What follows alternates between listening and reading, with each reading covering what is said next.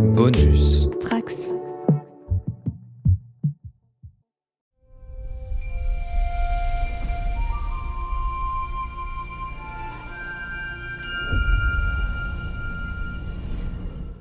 Bonjour à tous les trekkers et trekkies de toutes sortes, je suis le commandeur Guigui et je suis ravi de vous accueillir à bord de la station du Cadran Pop, le podcast sur Star Trek écoutable dans toute la galaxie et sur toutes vos applications de podcast via le flux du coin pop.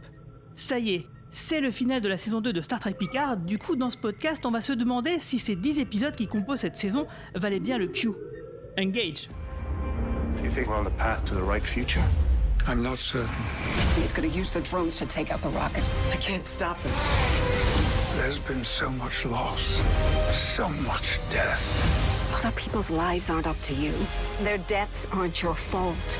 Humans, your pains fix you to moments in the past. I have one last surprise in store.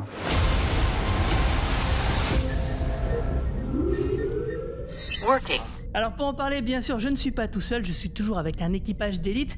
Et cette fois, je suis avec notre expert Romain Nigitas. Salut Romain. Bonsoir tout le monde. Notre lieutenant Bajoran Marina. Salut Marina. Bonjour à toutes et à tous. Notre capitaine Manu qui est de retour. Salut. Et l'enseigne Quentin qui revient aussi. Salut. Merci beaucoup pour l'invitation. Bah, ça nous fait plaisir.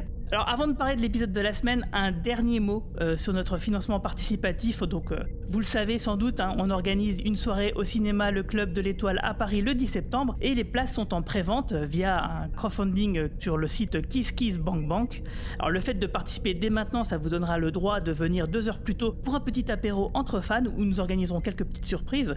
Alors ne vous attendez pas à un truc de ouf quand même, ça sera surtout des boissons et quelques cacahuètes, mais où vous aurez aussi un fanzine de 44 pages. Alors vous aurez donc plus d'informations sur tout ça sur notre site podcast.lecadranpop.fr ou en allant directement sur le site KissKissBankBank. Et puis si vous écoutez ce podcast à sa sortie, sachez qu'il ne reste plus que quelques heures pour participer. Alors sinon sachez que nous aussi nous n'allons pas faire de podcast d'analyse sur Strange New Worlds puisque la série n'est pas encore diffusée en France, puisque pour le moment Paramount Plus non plus n'est pas en France. Alors, Romain, est-ce que tu peux nous faire un petit topo là-dessus ? Alors en effet, comme tu viens de nous l'expliquer, Guigui, la plateforme Paramount Plus n'a toujours pas été lancée en France et pour l'instant il n'y a pas d'autre alternative pour voir Strange New Worlds, contrairement à ce qui s'était passé avec Discovery saison 4.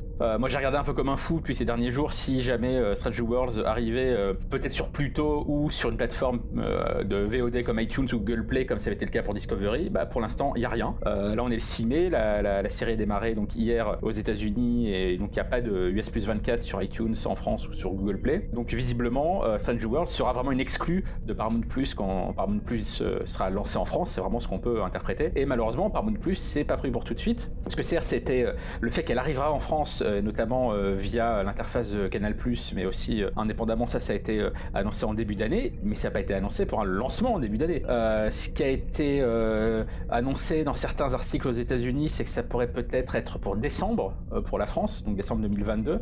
Dans une communication plus récente corporate de Paramount aux États-Unis, ils ont juste précisé que pour plusieurs pays d'Europe, dont la France, ça serait au second semestre 2022, sans plus de détails. Donc voilà, malheureusement, je pense qu'il va falloir attendre en effet ce lancement de Paramount Plus pour voir Strange New World chez nous dans l'Hexagone de façon légale. Ok, en tout cas, nous on vous donne quand même rendez-vous parce qu'on va en parler avec une podcasteuse américaine, elle n'est pas américaine, elle est française à la base, mais elle est aux États-Unis, elle est à Los Angeles, et donc avec elle on parlera de Strange New World. Donc ça sera le vendredi qui vient ou samedi qui vient, je sais plus ce qui était noté sur le planning, mais en tout cas ça viendra d'ici quelques jours. Alors on n'a pas de temps à perdre, on va directement dans la zone spoiler et on fera notre bilan de la saison 2 de Picard vers la fin du podcast. Red alert! I ask you once again. Why? Finish the sentence. Me. From the very beginning, for over 30 years. Why me? I am moving on. In your parlance, I am dying. Yes, I know. Alone. I am dying alone. I do not want that for you. Humans Your griefs, your pains fix you to moments in the past long gone. You're like butterflies with your wings pinned. My old friend, forever the boy who with an errant turn of a skeleton key broke the universe in his own heart. No more. You are now unshackled from the past. As I leave you free. But why does all this matter? Is something going to happen for which I will be required? Must it always have galactic import? Universal stakes, celestial upheaval? Isn't one life enough? You ask me why it matters. It matters to me.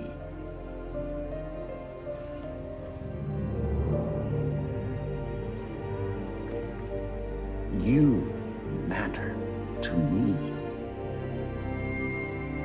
Even gods have favorites, Jean-Luc.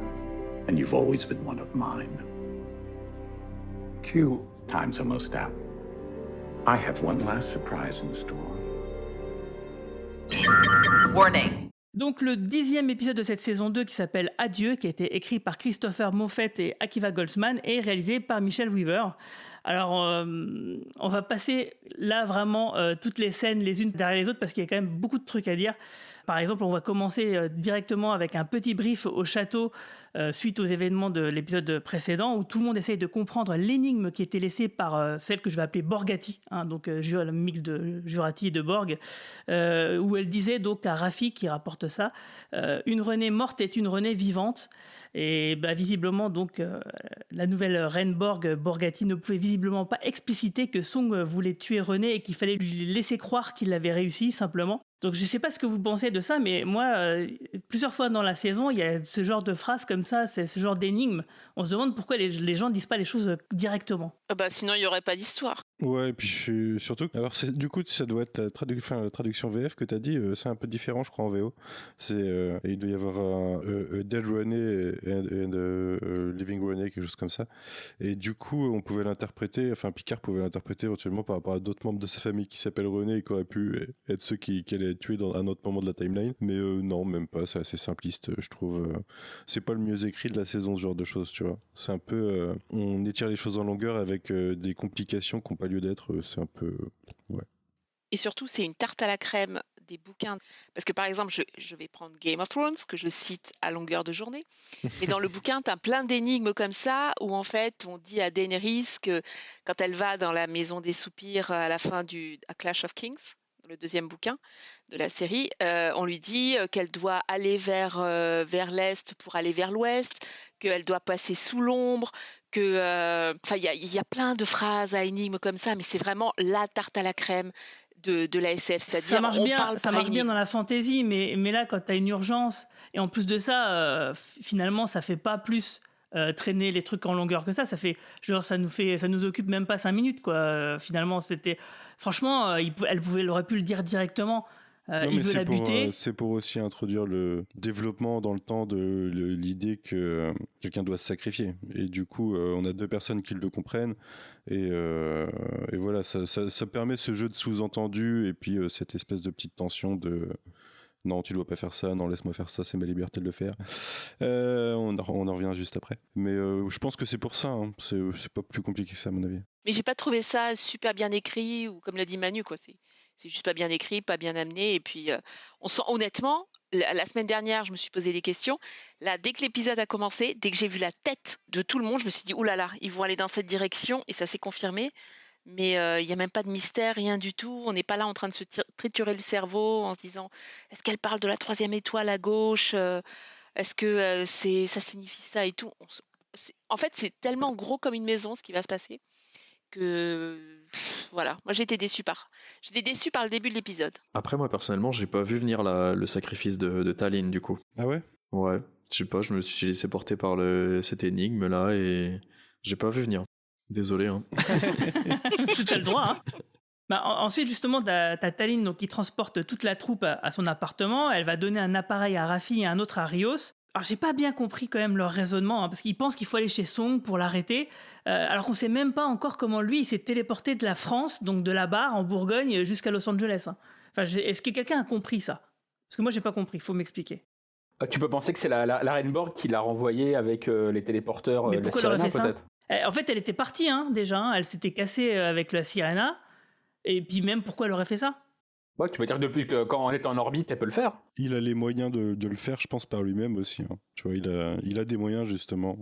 Vu qu'il se prend pour Elon Musk, peut-être qu'il a utilisé l'hyperloop pour aller super vite et puis foncer vers Los Angeles. Mais non, moi je me suis juste dit que le début était pas super bien écrit en fait. Ouais, non, mais c'est quand même très très bizarre parce que. Mais tu vois, là c'est marrant parce que comme tu prends les séquences une par une dans l'ordre, on se pose des questions. Mais très honnêtement, moi, c'est comme on disait tout à l'heure, moi je me suis même pas posé de questions parce que au moins l'avantage de cet épisode-là, c'est que tout va très vite. Contrairement aux épisodes précédents, il y a plein de péripéties qui s'enchaînent et t'as pas vraiment le temps de te poser ces questions-là. Et c'est peut-être l'une des rares qualités de cet épisode. Ouais, alors du coup, moi aussi, je vais m'amuser à faire une comparaison avec Game of Thrones. Tu veux dire qu'en fait, les épisodes de la saison jusqu'à maintenant, c'était les 6-7 premières saisons de Game of Thrones, et puis ce dernier épisode-là, c'était la dernière saison, quoi. Tout est rushé. Ouais, t'as même ça au sein des saisons de Game of Thrones, hein, franchement. Oui, c'est vrai. Mais voilà, mais du coup, l'épisode n'est pas désagréable à voir. En effet, quand t'analyses comme on le fait là, et il faut le faire aussi scène par scène, est-ce que tel truc est logique, est-ce que c'est utile ou pas, il y a plein de petits défauts. Mais très honnêtement, moi, en les voyant ces scènes-là, je me suis jamais posé toutes les questions qu'on vient de se poser là, alors que dans les épisodes précédents de la saison, t'avais clairement le temps de te demander tout ça. Là, au moins, c'est con. Mais ça coule tout seul. Ah bah moi je me suis posé la question. Hein. Ça m'a quand même gêné pour ma compréhension, tu vois. Ouais. De la compréhension du plan, de qu'est-ce qu'il veut faire durant tout l'épisode et du coup qu'est-ce que les autres doivent faire exactement. Je veux dire, pour moi j'ai eu plein de moments de flottement en regardant l'épisode parce que je comprenais pas en gros ce que je voyais quoi.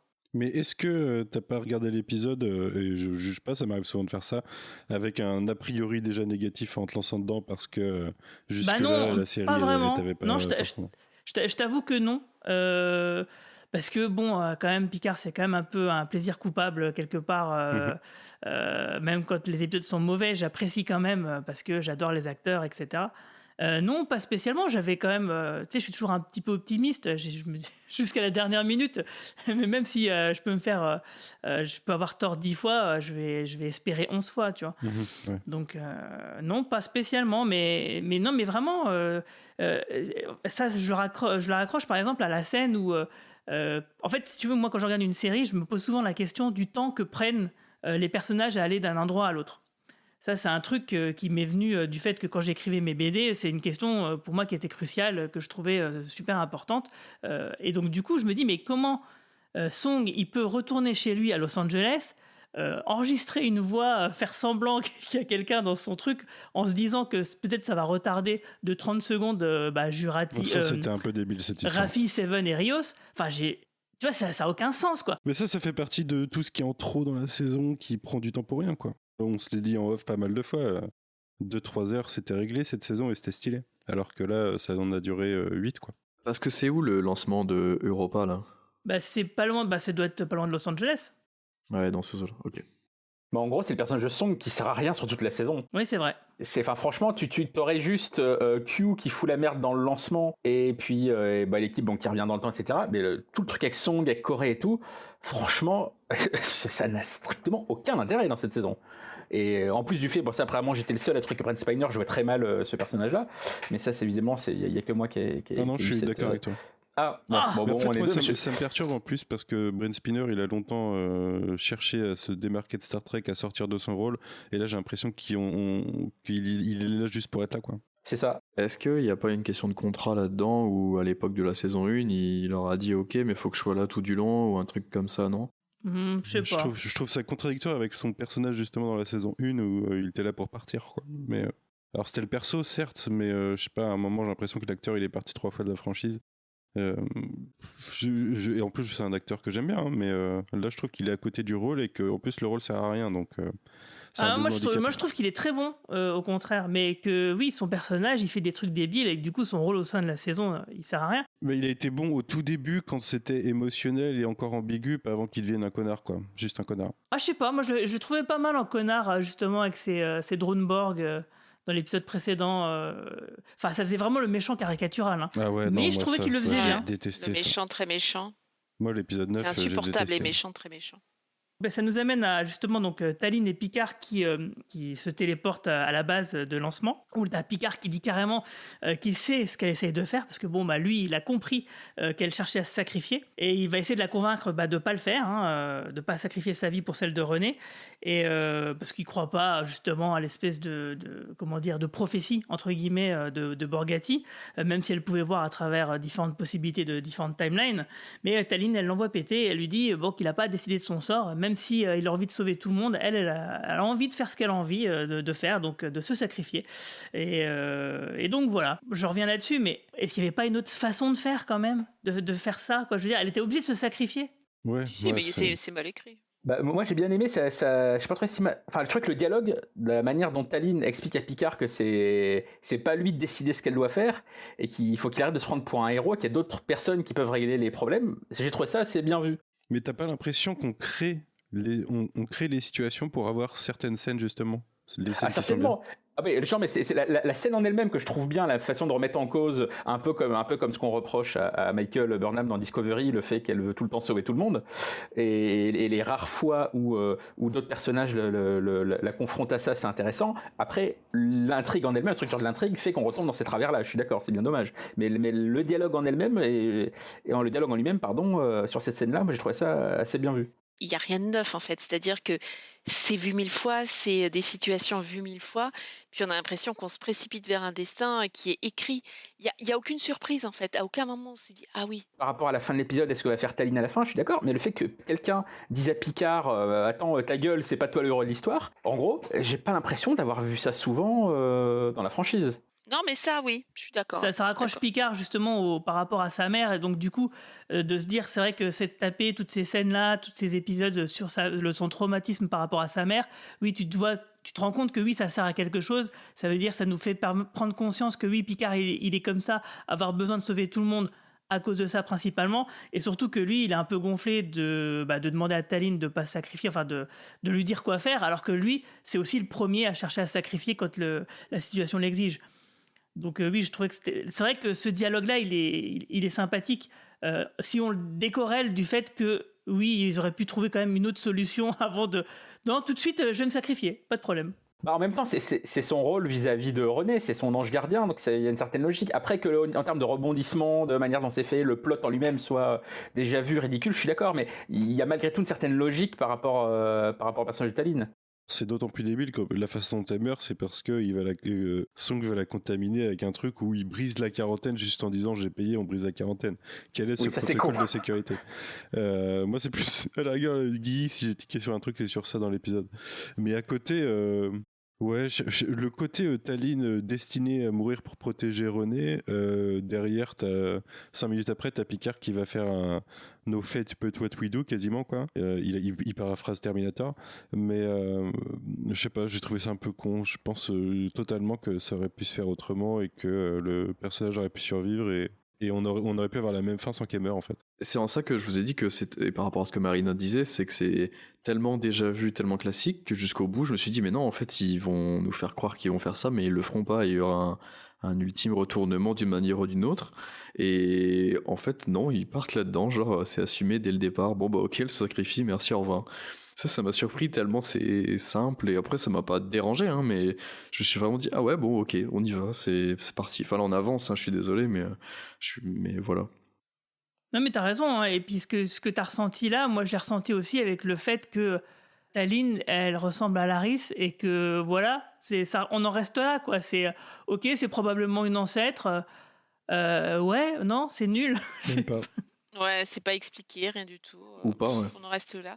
Mais la scène que j'ai trouvée insupportable, c'est lorsque Song arrive sur la base spatiale et commence à jouer les divas et à dire je suis un donateur, laissez-moi accéder, laissez-moi accéder à tout et n'importe quoi. Je veux jouer dans la salle de contrôle, je donne de l'argent, bah voilà, c'est bon. Enfin, c'était ça, quoi, la scène. Ouais, c'est débile, ouais. Par contre, je trouve que le dialogue René et Tallinn est pas mal. Ouais, c'était pas mal, ça, oui, je suis d'accord. Oui, quand Tallinn, elle se révèle à René, qu'elle lui explique qu'effectivement c'est son ange gardien, et que du coup, ce qui fait que quand après on a la scène où on voit René, enfin, on pense que c'est René, mais on se doute que c'est Tallinn qui est déguisé en René, qui va voir Song justement pour vers son destin, donc. Mais c'est vrai que moi je m'étais noté comme toi, hein, Marina et Manu, que Song il arrive. Non, vous pouvez pas briser la quarantaine. Ah, mais je donne du fric quand même. Bon, d'accord, ok. Non, ça déconne, ça se fait La pas. mission, Quoi. elle est à peine importante, quoi. C'est bon, ça va. Je suis sûr que même Jeff Bezos ou Elon Musk, ils pourraient pas péter une quarantaine comme ça. C'est, Bah non, je veux dire, Bien sûr. les mecs, les spationautes, ils ont autre chose à foutre qu'être déconcentrés par un connard, quoi. Au-delà d'une question de sécurité, tu vois, je veux dire, les mecs, ils sont occupés, ils ont un planning seconde par seconde à respecter, ils peuvent pas.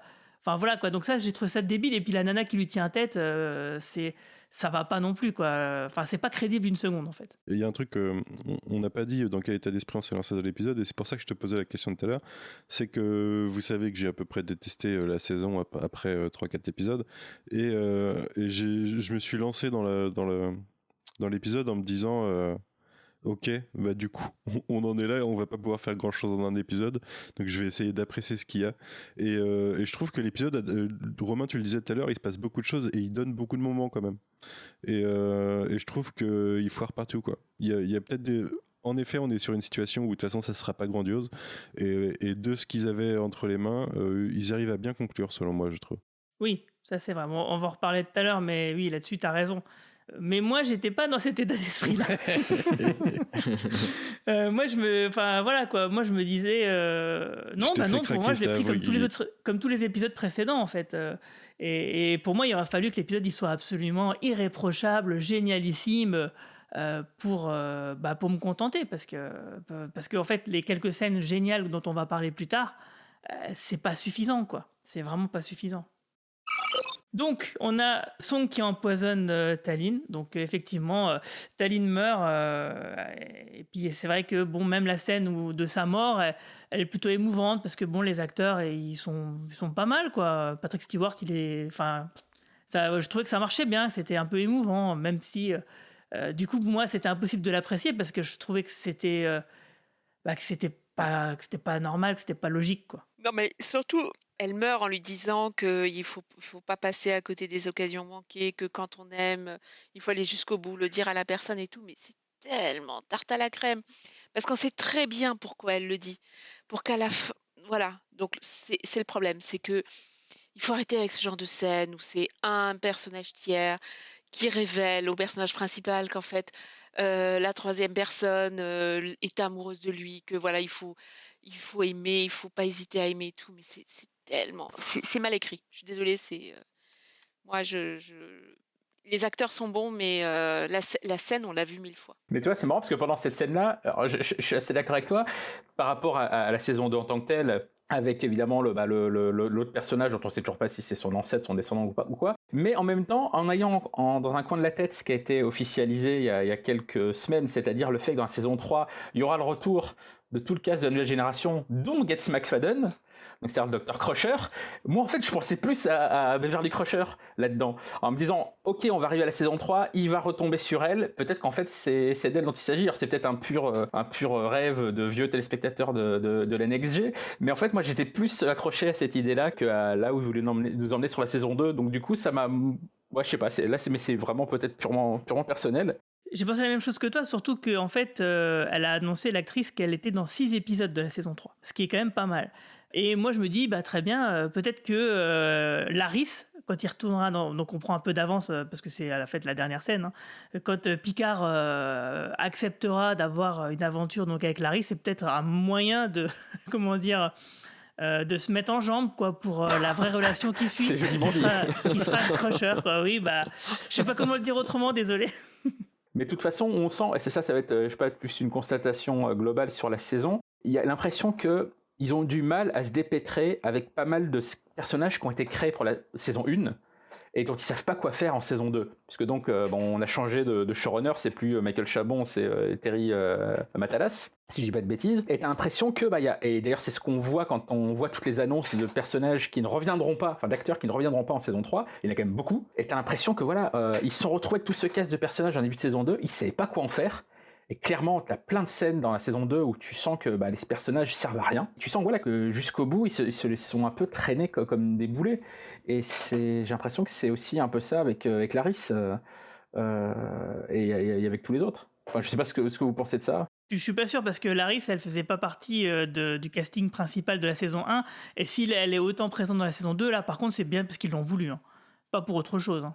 Et du coup, qui est-ce qui reviendrait pas Alors en fait, la liste est longue. Enfin, pour l'instant, on a trois personnes. Donc il y a Elnor, Rios, bien sûr, et Jurati. Jurati. Donc en gros. Ah non, il y a aussi Corée. Elle revient pas non plus, Isa Briones. C'est vrai ? Elle l'a dit sur Instagram. Ouais. Ah, alors ça, par contre, c'est dommage. Parce que pour moi, j'imaginais tout de suite Laforge rencontrer la fille de Data. Pour moi, c'était important d'avoir une scène, quoi. Non, elle revient pas non plus. D'accord, donc en fait, il reste plus que Raffi et Seven, en fait. D'accord. Même le fait que Elnor revienne pas, c'est super décevant. Oui. Vu la relation qu'ils avaient créée même avec Raffi ou même avec Picard. Donc c'est pour ça que je te dis, c'est peut-être en effet plus à ces personnages-là que par rapport à Laris, mais t'as vraiment ce côté, en fait, ces persos qui ont été créés en saison 1, non, on en a rien à foutre. Ouais, mais par exemple, tu vois, il pourrait quand même. Elnor, on pourrait très bien l'avoir en caméo dans un épisode. Ouais, bien sûr. C'est-à-dire, c'est pas gênant, quoi.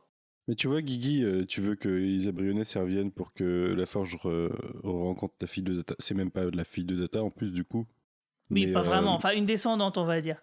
C'est. En fait, tu vois, le seul truc pour lequel ça t'intéresserait, c'est du fanservice. Donc, est-ce qu'on en a besoin parce que ils sont un peu trop mal écrits autour du fanservice, peut-être, cette saison. Sauf avec Q, pour moi. T'as raison, alors c'est clairement du fanservice, mais aussi en même temps, c'est pour se dire, peut-être d'une manière artificielle, c'est vrai, que la saison 1 n'a pas servi à rien. Tu vois, mais une scène, c'est pas la mort, quoi. Tu vois, tu peux avoir... par exemple, tu vois, Soji, on la voit qu'une scène dans le premier épisode, et puis on la revoit plus jamais. Après, l'actrice, elle joue Corée. Ok, d'accord, mais tu vois, c'est possible de réutiliser ces personnages-là et de les voir qu'une scène pour leur dire au revoir, leur revoir une dernière fois et puis faire un petit lien avec les épisodes précédents. Ça mange pas tant de pain que ça, quoi. Ouais, après, Elnor, sur cet épisode-là, on aurait pu s'en passer, je trouve. Hein. Je sais pas, moi je m'attendais à ce qu'il le ramène de toute façon, d'une façon ou d'une autre. Ouais, c'était sûr, mais... Donc... Bref, ça fait quand même beaucoup de personnages qui partent et tout. Et en fait, c'est pour éviter d'avoir que Raffi, elle se traîne un nouveau boulet émotionnel pour la saison suivante, sûrement, tu vois, tout simplement. Picard aussi. Et Picard aussi, oui, t'as raison, Picard encore plus. Parce qu'en final, la conclusion de cette saison, c'est que c'est toute une saison pour la catharsis émotionnelle de Picard, pour qu'il en arrive à comprendre les choses qu'il voulait pas comprendre dans le premier épisode. Et comme il le dit à Q, on va en reparler un peu après, il y a quand même eu beaucoup de morts pour tout ça, quoi. Donc ramener Elnor, ça me paraît pas déconnant pour essayer d'enlever un peu du poids de la culpabilité de Picard. Après, du coup, si on revoit jamais Elnor, les adieux du personnage, je les trouve décevants, là. C'est pour ça que rien que le voir un petit caméo, une petite scène, ça, dans la saison 3, ça serait... Bon, on en reparlera au moment de la saison 3. Peut-être qu'en fait, officiellement, ils reviennent pas en tant que réguliers, mais qu'ils auront une apparition, hein, c'est pas impossible. Ça serait pas mal, quoi. Parce que bon, c'est sûr que Jurati et Rios, on les reverra plus, mais au moins les deux autres... Jurati, t'aurais pu. Si la grosse menace de la saison 3 est liée à cette espèce de portail et que les Borg qui restent devant, moi, ça m'aurait pas paru déconnant de revoir Jurati... ouais, mais ça, on va en reparler, justement. Non, ça, on prend un truc un peu dans le désordre, mais tu vois, ça, là pour de bon, c'est peut-être la seule pour qui ça paraît pas logique. Moi, je vais pas pleurer. c'est vrai que bon, moi je l'ai toujours bien aimé, Alison Peel, cette actrice, mais c'est vrai qu'il y a quand même beaucoup de personnes, alors que ce soit dans le podcast ou sur internet, que j'ai vu qui l'appréciaient pas tant que ça, quoi. J'ai cru en la rédemption du personnage en début de saison et c'est vite parti en couille. Revenons à l'épisode, donc on a Song qui revient dans son laboratoire qui était saccagé, un verre à la main, et puis il regarde les nouvelles à la télévision, il constate que son plan a foiré, hein, donc il est vénère, et surtout il remarque qu'il y a quelque chose de bizarre sur son ordinateur qui bouge, c'est sa fille Corée qui efface tous ses dossiers à distance, donc elle fait du piratage informatique et en fait oui, visiblement il a pas de... Alors il faut toujours faire des sauvegardes sur des disques durs offline, hein. Toujours faire ça les gars, hein. Ça c'est super important, hein. Et du coup oui, il va ressortir un dossier Cannes. Alors qu'est-ce que c'est que ce bordel? C'est marrant parce que t'as éludé une petite partie de l'épisode qui était nulle, mais t'as pas parlé, bon c'est pas très grave, hein, mais de la partie Rios, Raffi, C'est Seven vrai, avec je l'ai les fait drones exprès. là. Mais si Bon, tu veux en ok. parler, vas-y. Non, bah c'était nul, c'était juste pour occuper ces personnages-là en attendant, c'est tout, voilà. Ça servait à rien, c'était assez moche. Et vu 1000 C'est- fois, on revient Ouais. à ce qu'on répète depuis le début de ce podcast, c'est vu 1000 fois en fait, ces scènes où on doit déconnecter deux fils pour faire échouer l'attaque des drones et tout ça. Et il reste 3 minutes et puis il y a un compte On à aurait dit un rebours et épisode de voilà. MacGruber. Ah oui, c'est ça. La Voilà. parodie de MacGyver, ouais. Et oui, en plus de ça, c'était le plan. Alors, du coup, en fait, c'était le plan B de Song pour empêcher que la navette, enfin, que la fusée de René décolle. Donc voilà, quoi, l'enjeu du truc. C'était vraiment pas ouf. Et c'est clair que c'était bon. Moi, j'étais là, j'avais vivement que ça se termine parce qu'on sait très bien comment ça va se finir. Donc, Bah oui, il n'y avait pas de surprise. Pour moi, l'épisode devient vraiment intéressant à partir du moment là où que tu mentionnes en fait. Sur les 25 dernières minutes, ça devient vraiment bien, mais les 20 premières minutes, c'est vraiment pas ça. Ouais. Et d'ailleurs, du coup, bah, on va en profiter. On va faire une petite pause on va écouter le journal de bord de Mehdi. Bonjour à tous. Alors, qu'ai-je pensé de cette saison 2 de Star Trek Picard ? Eh bien, comme je le disais tantôt, pas forcément beaucoup de bien, beaucoup de positif. Comme on le disait, je pense qu'il y a vraiment beaucoup trop de remplissage. 10 épisodes qui auraient pu en être 5, voire moins. C'est une série d'aventures, évidemment, donc on a beaucoup de péripéties, beaucoup de coups de théâtre, beaucoup d'action, beaucoup d'événements, beaucoup de révélations. Ce qui veut dire que finalement c'est une série qui privilégie la quantité à la qualité à mon avis. On a par exemple beaucoup trop d'arcs narratifs, il y a beaucoup trop de personnages, il y a beaucoup trop de sous-intrigues comme on dit parfois. Un de ces arcs qui ne m'a vraiment pas convaincu, c'est le savant fou, le Dr. Song. Je sais pas ce qu'il fait là, hein. Vraiment lui il est comme un cheveu sur la soupe. On commence avec sa relation avec sa fille qui ne va absolument nulle part. Elle réapparaît dans le dernier épisode pour un élément, une apparition qui ne m'a pas tout à fait convaincu. Et puis c'est pas cohérent ce qui concerne ce savant fou. Tantôt c'est un savant tombé en disgrâce, tantôt c'est un investisseur dans la NASA qui a ses entrées à Cap Canaveral, etc. Tantôt il est allié avec les Borg, tantôt il fabrique des clones ou des drones destructeurs, etc. Enfin vraiment c'était assez étrange tout ce qui concernait ce savant fou, je n'ai pas été convaincu.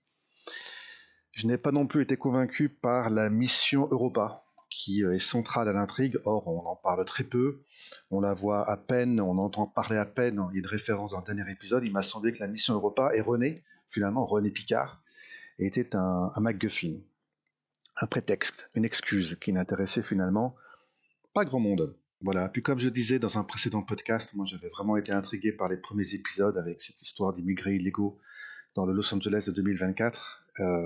Tous ces SDF qu'on apercevait, il me semblait qu'on avait un élément intéressant. Or, ce n'était qu'une très courte aventure parmi beaucoup d'autres. Donc j'étais assez déçu finalement de l'absence de cet élément narratif. À l'inverse, moi j'ai été intéressé par le traumatisme de Jean-Luc. Je sais que c'est pas le cas de tout le monde. Je trouve ça intéressant, mais c'est trop rapide, mais c'est trop superficiel. J'aurais aimé un peu plus de temps. Voilà, j'aurais aimé qu'on passe plus de temps sur lui, sur sa relation avec sa mère, ce qui s'était passé, et la relation avec son père, car j'y viens, j'ai apprécié le père de Jean-Luc Picard, et pas seulement parce que c'est James Callis, le docteur Gaius Baltar de Battlestar Galactica, quoique c'est vrai, je suis très subjectif, c'est une de mes séries favorites, donc forcément, mais j'avais beaucoup aimé le début de l'épisode 7, même l'entretien très, très intense entre Callis, entre son personnage, et Jean-Luc Picard, dans l'épisode 7, Monsters, je crois, c'était vraiment... c'était pas mal, c'est un acteur qui amène beaucoup de choses, donc j'avais trouvé ça intéressant, finalement, de le voir, et donc forcément, je suis un peu frustré qu'on ne voit pas un peu plus, qu'on n'explore pas un peu plus la relation de Jean-Luc avec ses parents, mais en même temps, la série n'a pas le temps, car elle a tellement d'arcs narratifs, tellement de personnages, tellement d'éléments à traiter, entre lesquels jongler, qu'elle n'a pas le temps de faire tout ça. Voilà, et pour conclure, j'ai quand même, malgré tout, pour être positif, apprécié. J'ai eu les yeux humides. J'ai pas versé de larmes, mais j'ai eu les yeux humides durant l'adieu de Q. Évidemment, ça, c'était émouvant, c'était sympa, c'était pas mal.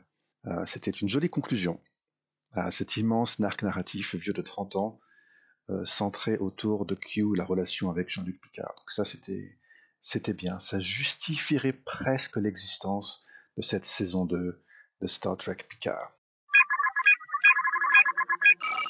Donc après, on a, donc suite à ça, peut-être, sans doute, alors on a un caméo que j'attendais franchement pas. Vous voyez de quoi je parle.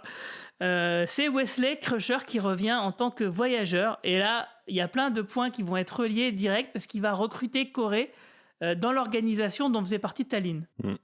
Alors, pour ceux qui n'ont pas vu ces épisodes de la nouvelle génération, qui veut expliquer à nos auditeurs ce qu'est le voyageur ? Alors le voyageur, c'est d'abord un personnage qu'on rencontre, je crois que c'est dans la première saison de la nouvelle génération, un personnage qui est joué par Eric Meniuk ou Munich, je sais plus, c'est d'ailleurs un acteur qui avait passé le rôle pour le casting de Data et qui a pas eu le rôle, et c'est un extraterrestre qui voyage dans le temps et dans l'espace, un peu comme Doctor Who en fait, et qui règle des problèmes, mais voilà, mais qui est un peu mais qui n'a pas besoin de matériel pour voyager, c'est-à-dire que vraiment c'est par la pensée, il se déplace un peu comme ça dans le temps et dans l'espace, quasiment comme Q, mais sans être un espèce de dieu ou de demi-dieu, c'est plus pour une espèce de mission scientifique, et c'est un peu lui comme les autres travelers, parce qu'on comprend qu'il y en a d'autres, c'est un peu des êtres qui ont évolué, qui sont passés à un autre plan de l'existence. Et en fait, ce qu'on découvre beaucoup plus tard dans la série, une fois que Wesley Crusher a quitté la série, puisque donc il n'est pas dans les 7 saisons, et on le revoit de temps en temps dans des épisodes dans lesquels il est à l'Académie de Starfleet, etc. Et ben on découvre en fait dans son dernier épisode que lui aussi fait partie de ces êtres qui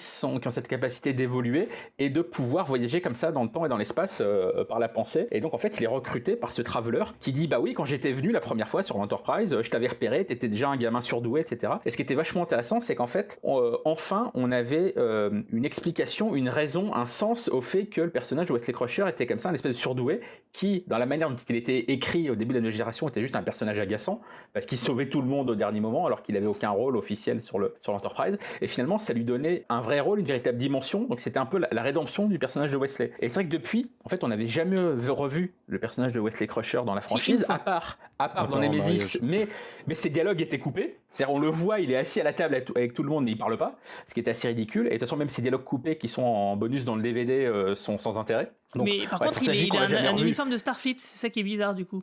Oui, mais il a l'uniforme d'apparat, c'est-à-dire l'uniforme de vraiment de cérémonie. Donc voilà, il n'y a pas vraiment d'explication, c'est pas trop ce qu'il est devenu, on le voit même pas dire bonjour, tiens maman, ça fait des années que je t'ai pas vu. Enfin bref, cette scène est quasiment inexistante, tout comme le film d'ailleurs. Et donc c'est vraiment la seule fois qu'on le revoit, et clairement personne l'a vu venir. Enfin, voilà, ils ont réussi à cacher ça de tout le monde. Et en effet, ça apporte une nouvelle logique à ce développement de ce personnage-là. Et surtout, comme tu l'as dit, Guigui, ça relie d'un côté les travelers aux superviseurs, donc Gary Seven dans la série originale, et donc le personnage de Laris dans cette saison de Picard. Alors qu'a priori, il n'y avait aucun lien entre les deux. Et ça relie le tout, et ça donne un rôle à Corey dans l'avenir. C'est d'ailleurs pour ça que c'est bizarre que l'actrice ne revienne pas en saison 3, parce qu'on aurait très bien pu revenir via ce truchement-là dans la saison 3. Donc ça, c'est finalement assez bien trouvé. Enfin, vraiment, j'ai trouvé ça très très sympa, puis c'est toujours sympa de revoir Will Wheaton de toute façon. Ouais, alors du coup c'est vrai que ça relie plusieurs points et ça donne une consistance et voilà un truc un peu logique dans tout, Gary Seven, Tallinn et puis le voyageur, Wesley Crusher, etc. Moi j'ai trouvé que quand même ça venait un peu comme un cheveu sur la soupe, du style Will Wheaton, on sait pas comment le refaire revenir au moins une fois dans la série, tiens on va le faire revenir là, tiens allez. Moi, j'ai bien aimé la scène, je dois dire que j'ai été super contente. Alors, c'était pas mon personnage favori. Comme a dit Romain, il sauvait tout le monde. Est-ce que c'est le personnage favori de quelqu'un déjà ? Ça, je suis pas sûre. Visiblement de quelqu'un, vu qu'il était dans énormément d'épisodes.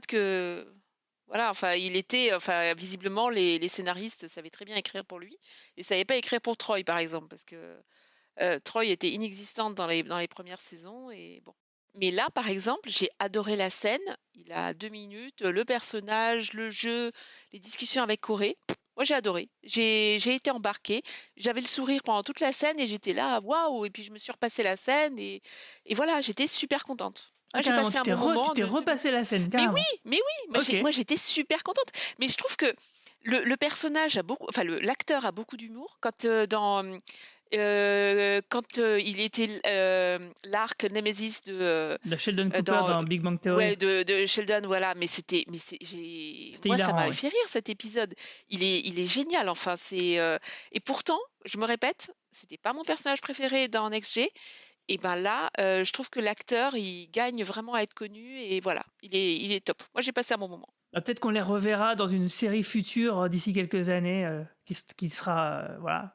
Parce que comme ils voyagent dans le temps et l'espace, on pourrait peut-être même les revoir dans Discovery, pourquoi pas. Je vous ai perdu, ça y est. Non, mais on était en train de visualiser la scène. Moi, j'étais plutôt dans l'idée que c'était un peu une partie inutile de l'épisode. Alors, c'est du fanservice en l'occurrence. Pourquoi pas s'il y a des gens qui sont fans de Will Wheaton ou de Wesley.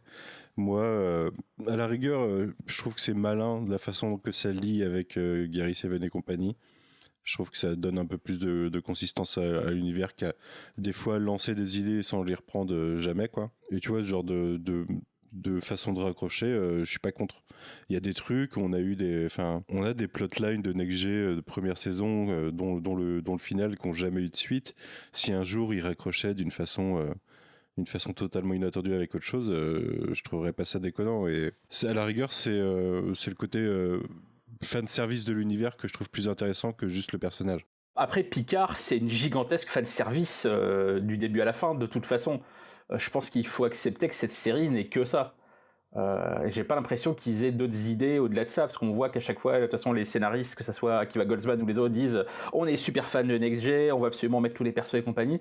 Je pense que voilà, au bout de 2 saisons, il faut se rendre à l'évidence. Star Trek Picard, c'est Star Trek The Fan Service Show. De toute façon, il n'y aura jamais rien d'autre. Triste mais vrai. J'étais très content de voir le personnage et d'avoir cette scène-là, mais du coup j'étais persuadé que je suis peut-être pas aussi informé que vous là-dessus, mais j'étais persuadé que c'était quelque chose qui allait être continué en saison 3 en fait. C'est pour ça que je vous ai tout à l'heure demandé un peu au niveau casting où on en était, et j'étais persuadé qu'on reverrait ces 2 personnages-là en saison 3. Et est-ce qu'on sait si lui revient ou pas ? Je crois qu'il a dit que non. Non, il a dit que non, ouais. Ok, bon c'est un peu dommage du coup, sauf s'ils ont déjà en tête d'en faire quelque chose de précis sur une autre série. De la saison 7 de Discovery, c'est possible. C'est possible, ils peuvent raccrocher n'importe quelle époque avec ce personnage. Donc, En tout cas, ça doit être pour lui, ça doit être quelque chose quand même, ce retour-là, et lui doit être super content. Surtout qu'il présente The Ready Room, qui est l'after show des séries Star Trek. Ouais, tu dis et t'as tous les personnages, tout le casting de la nouvelle génération, même des personnages secondaires comme celui de Whoopi Goldberg qui revenait, et pas lui, ça aurait été un peu vache quand même. Après, je crois qu'il a plus ou moins dit que de toute façon il arrêtait sa carrière d'acteur. Ah oui ? Ouais, je crois qu'il compte plus vraiment avoir des rôles comme ça en permanence. En plus, il a parlé très clairement, c'est super émouvant, du fait qu'il a des problèmes même psychologiques, de dépression, etc. C'est vachement intéressant qu'il en parle publiquement, parce qu'il faut aussi parler de ces choses-là. Enfin, ça, c'est notre discussion. Mais je crois qu'il a pas envie de retrouver un rôle dans une série de manière régulière à temps plein. Il a plus envie d'être acteur, en fait. Je crois qu'il expliquait ça notamment, qu'il était pas heureux dans sa vie parce que plus ou moins il a été forcé d'être acteur par ses parents, au-delà d'autres problèmes qu'il a eu. Il en a parlé il y a pas longtemps même avec Jerry O'Connell qu'on a parlé par rapport à ça, parce qu'ils ont joué ensemble dans Stand By Me. Enfin, bref, je fais une énorme tangente, mais bref, je crois qu'il a, de manière générale, il a pas envie actuellement d'être acteur à temps plein. Donc je pense qu'il faut pas s'imaginer que tout ça est un grand plan pour le faire revenir dans une série, un spin-off ou quoi que ce soit d'autre. Captain, incoming message. Salut Guigui et salut toute l'équipe du Cadran Pop, c'est Romain qui revient pour vous donner son avis sur le dernier épisode de Star Trek Picard, de la saison 2 de Star Trek Picard. Je suis désolé de pas être parmi vous parce que j'avais plein de choses à dire sur cet épisode et sur cette saison. Je dois dire que moi personnellement j'ai énormément aimé le dernier épisode, mais vraiment beaucoup aimé. En particulier évidemment la partie avec Q que j'ai trouvé très très émouvante. Je me rappelle qu'à la fin de la saison 1 on avait vu plein de trucs qui nous plaisaient pas, mais on s'était dit que les scènes avec entre Data et Picard resteraient dans l'histoire de Star Trek La Nouvelle Génération. Je suis absolument persuadé que les scènes entre Picard et Q resteront dans l'histoire de Star Trek La Nouvelle Génération. Elles sont émouvantes, extrêmement bien écrites et surtout très touchantes. Le reste de l'épisode, finalement ils ont conclu l'histoire de la mission Europa en à peu près 5 minutes. Le reste de l'épisode, c'est vraiment l'épilogue de la saison en entier, le retour des Borg, les Borg qui rejoignent la Fédération, etc. Bon, moi j'ai trouvé ça très efficace, les scènes avec tous les vaisseaux de la Fédération qui allient leurs boucliers pour protéger une menace galactique, la façon dont Jurati demande son entrée dans la Fédération, etc. Maintenant, le fait que j'ai aimé cet épisode n'enlève pas le fait que je trouve la saison extrêmement médiocre. Je pense que c'est peut-être l'une des pires saisons de l'ère Kurtzman. Ils avaient rien à raconter. Enfin, ils avaient des choses à raconter, mais de quoi tenir peut-être, 2 heures, 3 heures, disons 4 heures, mais certainement pas une saison entière. Et je trouve que ça s'est ressenti, c'est-à-dire qu'on a eu 2 premiers épisodes très riches. Ensuite, on est rentré dans un tunnel extrêmement ennuyeux et on en ressort péniblement dans le dernier épisode. Donc oui, on peut pas dire que cette saison était réussie. J'en garderai des moments, comme j'ai gardé des moments de la première saison. Je pense que si c'était à revoir, je pense vraiment que je ferais épisode 1, 2 et 10 et que ça aurait suffi largement. Mais voilà, je peux pas non plus cacher totalement mon enthousiasme et rentrer totalement dans du cynisme et ne pas dire que l'épisode m'a plu. Les dernières choses que j'aimerais rajouter, c'est que j'ai trouvé les conclusions des personnages. On a compris maintenant que très peu des personnages de Picard reviendraient dans la 3e saison. Donc on nous a donné pas mal de conclusions pour Rios et pour les autres personnages. J'ai vu beaucoup de gens se plaindre sur la conclusion de Rios pour dire que c'était assez déprimant de se dire que finalement il meurt dans un bar fight en fumant son cigare. Moi je trouve que ça ressemble à ce personnage. C'est un espèce de Han Solo de l'univers Star Trek et je trouve que mourir un petit peu en baroudeur comme ça jusqu'au bout, j'ai trouvé ça assez touchant. Bon bah voilà, au revoir Q, en tout cas tu nous manqueras beaucoup. Au revoir John Delancey, parce que autant j'ai trouvé souvent dans cette saison que Patrick Stewart avait pris un coup de vieux, autant John Delancey je crois qu'il n'a jamais été meilleur dans son rôle de Q et dans ses rôles en général. Et puis je vous retrouve avec beaucoup de plaisir la semaine prochaine pour le débrief de Star Trek Strange New World. Ciao tout le monde, bye bye.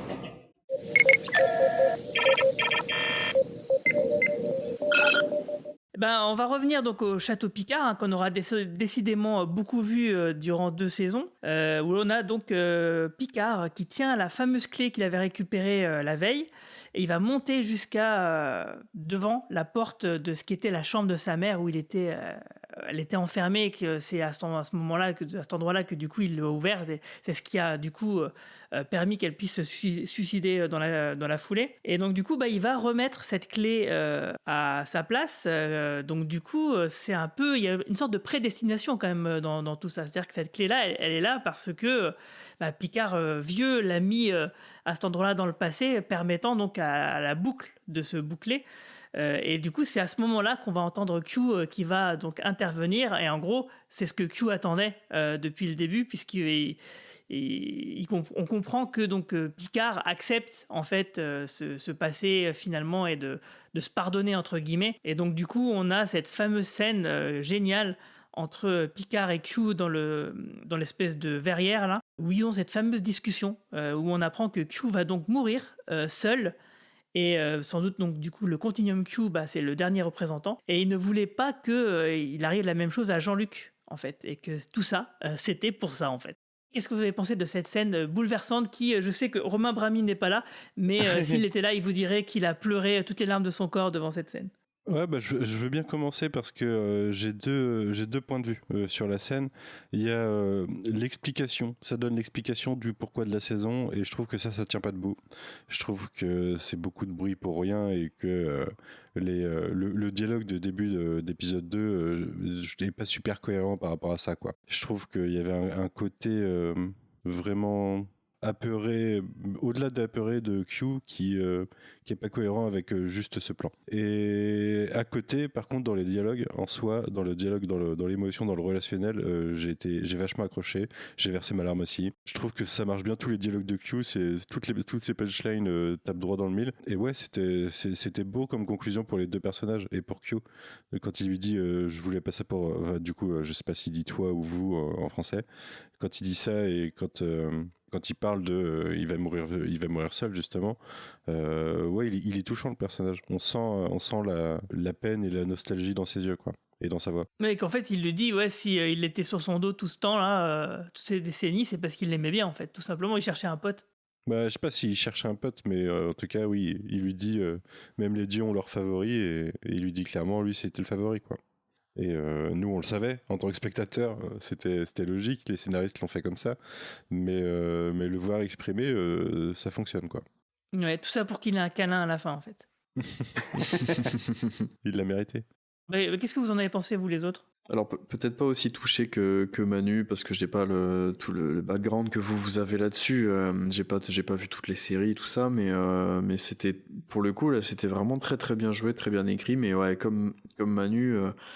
Après coup, je me suis quand même dit, mais ça colle pas vraiment avec ce qu'on voyait du personnage plus tôt dans la série, je trouve. Et il y a un vrai problème avec les trois vilains là, qui apparaissent, qui disparaissent, entre Sung, Jurati et lui, je trouve qu'il y a un vrai problème sur les 10 épisodes, ça va, ça vient, on sait plus trop et tout ça, et ça en fait partie, mais le final là est très très beau, ça marche très bien, je trouve. Mais la remarque sur les vilains que tu fais, elle était déjà valable en saison 1, c'est ça le pire quoi. C'est qu'on a critiqué ça, Narek traîne toujours quelque part probablement. Ça se trouve ils vont se retrouver à un moment, Sung qui va retrouver Narek, on sait pas. Mais ouais, c'était pareil en saison 1, ça n'avait pas de sens. On dirait qu'ils savent pas comment gérer l'antagonisme en fait pour créer leur action dans la série. Et c'est assez perturbant. Ouais. Bah, disons que, comme je le disais, je sais plus dans quel podcast, je crois que c'était il y a 2 semaines. Pour moi, ils auraient dû simplement séparer les histoires, hein. Faire un triple épisode Borg-Jurati, un triple épisode sur Q et Picard et sur le traumatisme de sa mère, et puis un autre triple épisode sur autre chose. Et puis voilà quoi. Au moins, parce que là, tout le fait d'être tiré en longueur, ça a amené tellement de scènes inutiles, de remplissage, d'incohérences, de trucs comme ça, alors que si on avait séparé vraiment, par exemple, dans chacune de ces triples épisodes, de ces histoires séparées, t'étais pas obligé de faire intervenir à chaque fois Rios, à chaque fois Jurati, à chaque fois Seven, etc. Et du coup, tu pouvais choisir et t'aurais eu une saison. S'ils avaient fait un truc comme Doctor Who fait dans certaines saisons, je sais plus, la saison 10, je crois, ils ont fait avec Peter Capaldi des arcs comme ça. C'était que des doubles ou triples épisodes. Ouais. Voilà, et ça marchait super bien. Et puis t'avais quand même une légère filiation entre chaque histoire. Et ça marchait très bien. On aurait très bien pu imaginer que Q intervienne suite parce qu'il y a eu un mouvement temporel à cause de la fusion entre Jurati et la Reine Borg, et que c'est ça qui le fasse sortir de nulle part à ce moment-là. Et puis hop, tu vois, je veux dire que l'histoire suivante soit la conséquence de l'histoire qui a précédé. Et puis voilà, puis ça aurait été quand même vachement mieux écrit, vachement plus sympa pour tout le monde en fait. C'est pas le format de la série, c'est une série, une histoire sur une saison, c'est pas une série épisodique qui peut fonctionner par arc d'épisode quoi. Voyager au bout d'un moment le faisait, on avait des arcs d'épisodes et c'est à partir de ce moment-là qu'elle tournait le mieux je trouve. Mais c'était une série de 24 épisodes par saison et puis voilà quoi, c'est pas on a 10 épisodes, on veut aller d'un point A à un point B. Malheureusement ils réfléchissent pas comme ça et c'est probablement le problème quoi. Et toi cette scène avec Q, c'est un peu ce qu'on disait tout à l'heure, la scène en elle-même, moi je suis comme Manu, j'étais super ému, la larme à l'œil, etc. Mais en effet quand tu la replaces à l'échelle de l'écriture de la saison, en effet ça fonctionne pas parce que tout ce qu'on vient de dire, trop de méchants qui se tirent dans les pattes sans qu'on comprenne, mais la scène à elle toute seule elle est absolument géniale. Moi je m'attendais même à ce que Q propose à Picard de le remplacer au sein du Q Continuum. Je me demandais presque s'il allait pas lui dire écoute, ça y est, t'as réussi tous les tests, t'as réussi le fameux procès que je fais à l'humanité depuis le pilote Nouvelle Génération, ça y est, tu es digne de me succéder. Toi je voyais presque un truc comme ça. Finalement c'est un peu embêtant. Ouais, mais on aurait pu voir à la saison 3, ça aurait été Picard en tant que nouveau Q, ça aurait pu être rigolo. Bon, finalement, c'est pas du tout ça c'est moi qui partais dans un délire. Mais sinon, non, la scène, ouais, super émouvante, avec le côté, je veux pas que tu meurs tout seul. En plus, ça rappelle un peu le destin de Kirk, qui lui est persuadé qu'il devait mourir seul, même si c'est pas fini comme ça pour Kirk dans le film Generations, mais ça, on en parlera bientôt. Mais non, super belle scène. En plus, c'est le petit côté, je suis pas sûr de pouvoir tous vous ramener et de survivre, et Rios qui dit, non, moi je reste, et du coup, là, tu comprends qu'il va sûrement y avoir un peu d'énergie restante pour ramener le Nord, qui se passe en effet à la fin. Donc, non, scène quand même très, très belle qui, malgré toutes les critiques qu'on a exprimées depuis le début de ce podcast sur cette saison, je pense que ça restera quand même l'une des plus belles scènes de la franchise, au moins de la partie Nouvelle Génération. Et toi, Marina, t'as pleuré? Oui, non, mais moi j'ai été émue. Je trouve que les 2 acteurs sont très bons. Et surtout, il y a beaucoup d'alchimie entre les deux. Donc, ça m'a rappelé les plus belles scènes de Next G. Donc, c'était aussi un bon moment. J'avais moins le sourire, effectivement, qu'avec Wesley. Parce que là, il y avait moins de surprises. Je m'attendais à la scène. Mais en même temps, c'était bien joué. Par contre, moi, j'ai l'impression que c'est juste une espèce de gros... que ça annonce, en fait, que Picard va mourir définitivement pendant la 3e saison là, parce que parler de mort, parler de ne pas mourir seul, on sait qu'il y a le cast qui va revenir, donc est-ce qu'il va y avoir une scène d'enterrement où tout l'équipage sera présent? Moi je pense que ça annonce beaucoup ça, mais sinon Q fragilisé, Q blessé, Q qui veut tenter de donner une dernière leçon à l'humanité, ça marche toujours. Moi, j'ai bien aimé. Ouais. Ouais, t'as raison parce que c'est vrai qu'il y a quand même un schéma qui se dessine. Dans le dernier épisode de la saison 1, donc t'as Picard qui fait ses adieux à Data qui meurt définitivement. Dans le dernier épisode de la saison 2, c'est la même chose avec Q. Donc dans le dernier épisode de la saison 3, il y a forte chance que ce soit le tour de Picard. Captain, incoming message. Bonjour à tous, je suis Manon et après 2 invitations pour parler de cette saison 2 de Picard sur le Quadrant Propre, je reviens pour vous proposer mon petit bilan sur la série. Alors on s'accroche bien à son siège parce qu'on entre directement en zone de turbulence. Après une saison 1 très inégale mais thématiquement intéressante et émotionnellement réussie, j'attendais de cette saison 2 qu'elle capitalise sur les points forts de la saison 1 et qu'elle s'améliore sur ses points faibles. Dommage parce qu'après avoir vu le final de cette saison, j'ai l'impression que les créateurs de la série, ne sachant pas trop quoi raconter, ont fait exactement l'inverse. Cette saison 2, plus encore que la précédente, multiplie les intrigues et les sous-intrigues qui rendent la série pour le moins brouillonne, et il est très difficile d'identifier le fil rouge de l'histoire. Une multitude d'intrigues qui sont à leur paroxysme dans cet épisode final, ce qui rend l'ensemble franchement indigeste. Les premières victimes de cette écriture approximative sont les personnages secondaires qui peinent à exister au sein d'un scénario qui privilégie le cliffhanger et le feuilletonnant au véritable développement de personnages. Sauf pour Picard, et encore heureux puisqu'il s'agit de sa série. J'ai une pensée pour ce pauvre Rios dont la sortie est certes heureuse mais terriblement frustrante, tant on se dit qu'il y avait mieux à faire avec le personnage et l'acteur. Après une résolution de l'intrigue générale décevante de facilité durant les 20-25 premières minutes de l'épisode, nous enchaînons 5 ou 6 conclusions de saison en 20 minutes, donc 4 différentes avec Picard. Picard et sa mère, Picard et Q, Picard et la Reine Borg, Picard et Laris. Et aucune de toutes celles-ci n'aura pour moi l'impact émotionnel de son dialogue avec Data en fin de saison 1. Pas même son dernier échange en face à face avec Q. Le plus triste étant que loin d'être mauvais, cet échange reste décevant si on regarde la magnifique promesse de l'ouverture de l'épisode 2 de cette saison. Dans les points positifs de ce final, je garde tout de même le discours de Taline à Picard sur la liberté d'action de chacun et la remise en cause du sentiment de culpabilité presque nombriliste de tout un chacun. Une thématique très intéressante qui arrive trop tardivement à mon goût, mais qui donne lieu à ma scène préférée de la saison. Bref, disons que cette saison 2 est un accident, et en route vers une saison 3 pleine de promesses avec le retour du cast original de Next Generation. À bientôt tout le monde! Salut le cadran, c'est Miko, animateur radio, télé, streamer sur Twitch et YouTube, et également inventeur du premier moteur à distorsion. Enfin, pour être plus précis, j'ai aidé la mise en œuvre de ce moteur, j'ai juste resserré un boulon pour Zephram Cochrane. Et je suis donc là pour vous donner mon avis sur la saison 2 de Picard qui vient de s'achever. Je viens tout juste de terminer le final. Moi, le mot qui me vient pour résumer cette saison 2 de Picard, c'est le mot confusion. Je trouve qu'il y a des excellents moments, il y a de très très bonnes choses, des choses très très intéressantes. Il y a aussi des choses moins bonnes, mais ce qui est sûr, c'est qu'il y a trop de choses. Il y a le retour de Q, le voyage dans le temps, Guinan, les Borg, la trame sur René, l'histoire personnelle de Picard avec le suicide de sa mère, le docteur Song et ses clones, et sans parler que dans le dernier épisode, on réintroduit Wesley Crusher, qui est devenu un voyageur temporel et qui donne une mission à Corée. On met en chantier le projet Khan. En fait, c'est trop le bordel pour moi. C'est du gâchis parce qu'il y avait des éléments vraiment intéressants, mais là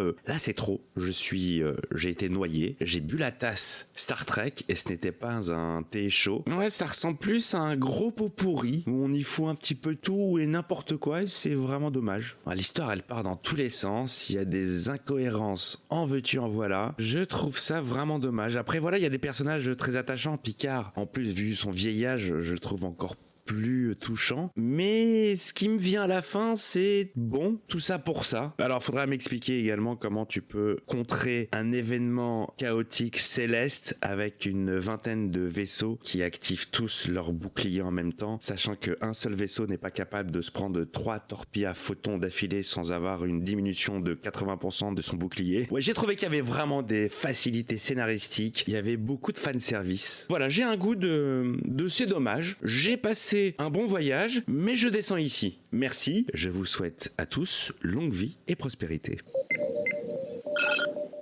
Donc oui, on a Q qui les ramène à leur époque après des adieux déchirants, sauf Rios donc qui décide de rester. Alors ça, effectivement, c'était attendu, hein, parce que effectivement, à force de nous dire qu'il kiffe le 21e siècle, puis les cigares, bon, ouais, tout ça pour ça, quoi. C'est pareil. Tu te dis, c'est un peu c'est un peu la tarte à la crème. Alors du coup, c'est pas comme dans Star Trek 4 où donc, c'est quelqu'un qui part dans le futur avec l'équipage. Là, c'est l'inverse, c'est quelqu'un qui reste.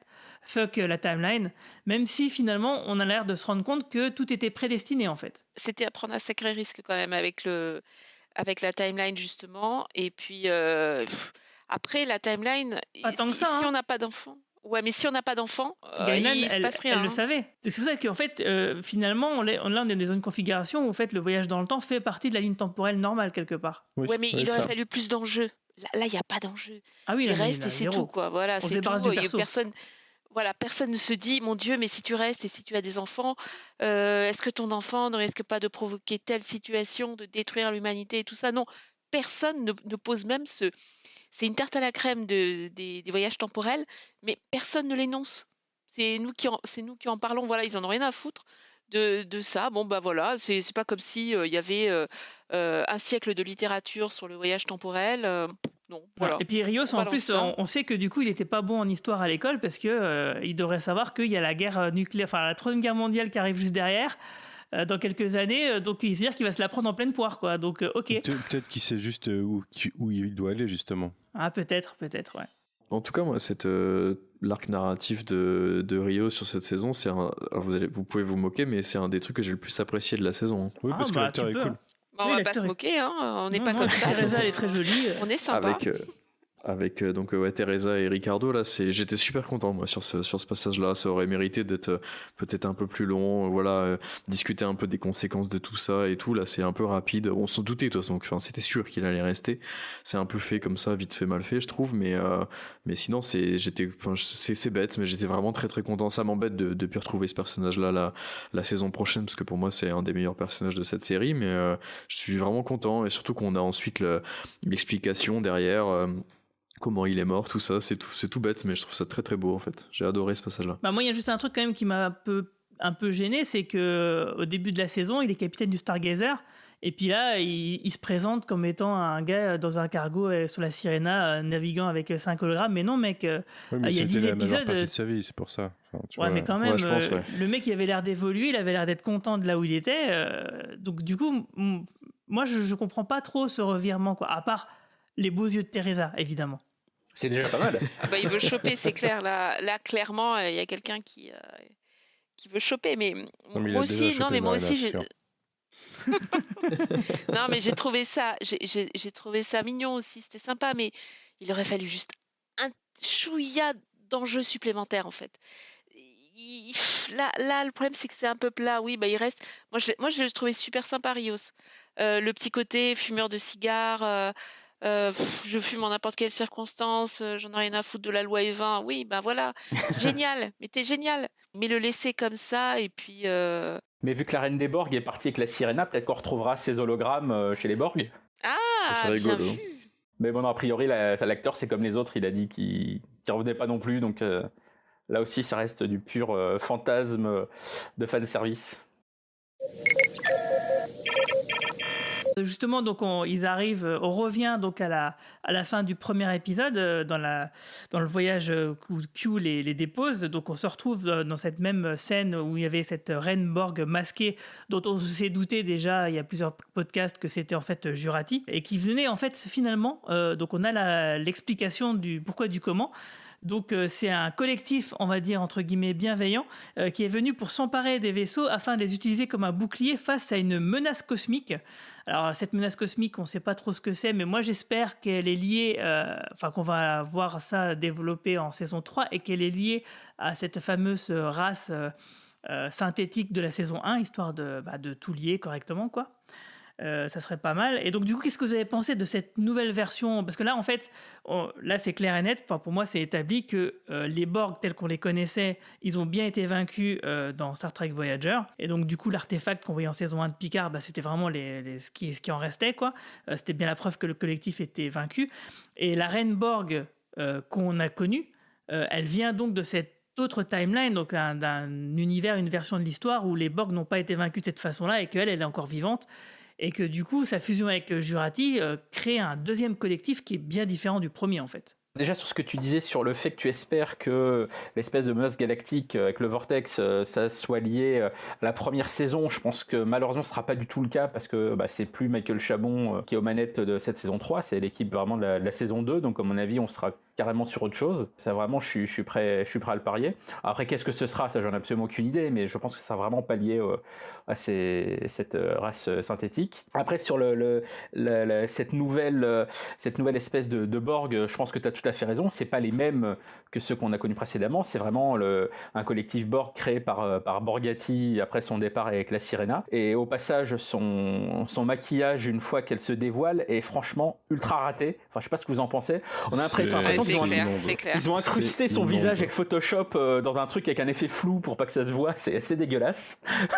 c'est franchement loupé. L'idée que ça soit elle, la nouvelle reine des Borg, tout ça, enfin moi j'aime bien le personnage donc il n'y a pas de souci, mais au niveau effets spéciaux c'est franchement c'est une catastrophe. Je sais même pas comment tu peux laisser passer ça en 2022, enfin c'est franchement honteux. Surtout qu'il y avait juste besoin d'un tout petit peu de maquillage, je pense, en quoi il y avait besoin de... Enfin, je sais pas, ça fait très très bizarre. Ouais. Et puis après, pourquoi, enfin c'est comme d'hab, avec ce genre de plan de grand méchant, pourquoi faire simple quand on peut faire compliqué? Pourquoi elle a pas dit directement « Eh oh, c'est moi Agnès, bon il y a un bordel temporel, je vous l'expliquerai plus tard, mais je suis là pour vous aider. Je suis pas là pour foutre la merde. » Pourquoi elle le dit pas dès le départ? Ça rejoint ce que je disais tout à l'heure. Ouais, c'est ça. Sur les énigmes, les mecs qui parlent par énigme au lieu de énoncer les choses correctement, quoi, directement, c'est... Mais bon, sinon, si vous voulez dire, on passe directement à la saison 3, donc forcément... Non mais moi, l'arc Borg-Jurati, déjà, vraiment, c'est une souffrance cette saison. J'adore les Borg, je déteste Jurati, et ils en font ça, quoi. On dirait qu'ils se sont demandé ce que je voulais pas voir, quoi. Mais ouais, non, enfin, je trouve que ça marche pas du tout. Je trouve ça pas cohérent, je trouve que, en effet, ça pourrait être fait plus simplement, quoi. Ils envoient un message et puis alors certes Picard au début il a pas vécu tout ce qu'il vit après, mais il pourrait juste envoyer un message, quoi. Et je suis sûr qu'il y a moyen que ça passe, mais bon, pourquoi faire simple quand on peut faire très compliqué? A priori ils se sont posé la question. Moi je suis plutôt content qu'on revoie pas Jurati. J'aimais pas le personnage et je déteste ce qu'ils en ont fait, donc voilà, désolé, pas d'enthousiasme sur cette partie de l'épisode. Comme Wesley et Corey, hein, on peut très bien un jour la revoir en tant que Reine Borg. Hein. C'est possible, dans une autre série, un autre film, pourquoi pas. Mais du coup, c'est vraiment dommage d'avoir eu tout ça à la fin, si c'est pour qu'on la revoie pas en saison 3, en fait. Encore une fois, on en reparlera peut-être dans quelques, je sais pas, années, si jamais on la revoit quelque part, effectivement, comme tu dis, mais là, du coup, ouais, ça me laisse, là que vous me dites qu'elle sera plus là, ben, ok, tout ça pour ça, c'était pas si décevant pour moi personnellement, surtout que je trouve que visuellement c'est pas mal quand on retrouve enfin moi ça me fait plaisir en plus de retourner comme ça dans l'espace avec les tenues, tout ça quand même, de rebondir là-dessus, et puis tout ce délire avec les vaisseaux, visuellement c'était quand même pas mal je trouve, mais le sound design et tout sur cette séquence, mais du coup bah ok, merci, au revoir Jurati, ouais, ça me surprend un peu, je me demande si on les reverrait pas par rapport à ce que tu disais tout à l'heure Guigui, un enterrement potentiel sur le final de la 3 au cas où je serais pas surpris que certains des persos reviennent quand même, au moins faire coucou, oui. Dire au revoir. Mais pas Jurati, ouais. S'il vous plaît. Non, peut-être pas elle, ouais, non, peut-être pas. Non, mais c'est comme ce que je disais tout à l'heure, c'est pas logique si la saison 3 est en effet sur cette menace galactique, alors qu'elle dit que les Borg vont être là pour monter la garde. C'est-à-dire que ce sera les Borg, mais ce sera pas elle. Enfin, attends, c'est les Borg, c'est elle, et en même temps, c'est pas elle. Donc, du coup, elle envoie des drones Borg, mais c'est elle quand même. Tu vois ce que je veux dire? En fait, ça sera toujours elle, mais que le masque fermé, donc on verra pas que c'est pas l'actrice, quoi. Ouais, peut-être. Voilà, peut-être, pourquoi pas, ouais. Mais bon, c'est les Borg, donc tu peux avoir un drone Borg qui la représente forcément, puisque c'est elle-même. Déjà, avoir un collectif Borg qui est dirigé par une reine Borg qui est partiellement humaine et qui est censée avoir une conscience humaine, je n'arrive pas à comprendre le concept, parce que ça veut dire qu'elle enlève une partie de leur volonté à minima à ceux qui rentrent dans le collectif. Alors peut-être qu'il y a toute une histoire de elle fonctionne pas pareil et les gens sont là volontairement, c'est pas impossible, sauf que ok, mais si vous le développerez jamais a priori, donc ça m'emmerde. Et par contre, en fait, ce qui m'emmerde plus, c'est que on part du principe que ok, c'est un transwarp, comment ça s'appelle? Enfin, c'est un conduit transwarp quoi qui s'est ouvert. C'est un tunnel vers ailleurs qui vient d'ailleurs et qui va vers ailleurs. Et le premier réflexe qu'ils ont, c'est de le garder plutôt que d'avoir envie de l'explorer. Moi, ça me perturbe. L'idée de Star Trek à la base, c'est d'aller vers l'inconnu, et là il y a l'inconnu qui s'ouvre à eux, et le premier truc qu'ils se disent, c'est on va mettre des Borg devant, ça nous va très bien. Moi, ça m'emmerde un peu, quoi. Je me suis fait la même remarque. Je me suis dit, mais c'est un boulevard, c'est génial, c'est exactement ça. Star Trek? Eh ben non. La solution, voilà. En fait, ils se sont tous fait assimiler par le collectif. Voilà, c'est tout. Ouais, mais en fait, là, ils sont dans une mentalité où ils partent du principe qu'il y a une menace qui arrive, alors que ça se trouve pas du tout. Ça se trouve, c'est des pauvres scientifiques à l'autre bout d'une galaxie qui ont vu un truc, quoi. Donc, je sais pas. J'espère que ça sera exploré dans la saison d'après. Du coup, en tout cas, ils ont quand même la preuve qu'il y a quelque chose, qu'il y a une grosse énergie qui en sort et qui aurait été néfaste pour les planètes du coin. Donc. En fait, c'est le DMA de Discovery. Oui. Donc après on finit, tout est bien qui finit bien autour d'un verre chez Guinan, qui visiblement a fait semblant de pas savoir certaines choses quand Picard venait la voir, et du coup qui lui révèle donc effectivement qu'il y a certaines choses qui étaient prédestinées, dont le destin de Rios. Et puis du coup c'est bon, Picard il est chaud, il va aller voir Laris, et puis on sait pas ce qui va se passer, mais on se doute que il peut se passer quelque chose entre eux deux, et puis voilà, et donc effectivement tout ça pour ça. Alors, moi je notais juste un petit truc dans la scène, dans le bar de Guinan, en termes de musique. Je sais pas si vous avez remarqué, mais en fait à ce moment-là dans la BO, ce qu'on entend c'est le thème du film Star Trek First Contact, oui, j'ai entendu, oui. Ce qui est donc le film dans lequel il y a à la fois des Borg et du voyage dans le temps. Ça ressemblait à ça, oui. Et en fait, je sais pas si vous avez remarqué, mais depuis le début de la saison, en fait, le thème musical qui est associé à la Reine des Borg dans cette saison-là, c'est en fait le thème des Borg dans le film First Contact. Un thème qui est sur quelques notes. Donc c'est vraiment une citation à chaque fois de la musique qu'avait fait Goldsmith pour ce film-là. Donc moi qui aime bien les BO de Star Trek, c'est assez rigolo d'avoir ces petits clins d'œil. Alors j'ai vu quelques tweets de Terry Matala, le showrunner, visiblement des citations musicales de Jerry Goldsmith dans la saison 3 de Picard, il y en aura pas mal.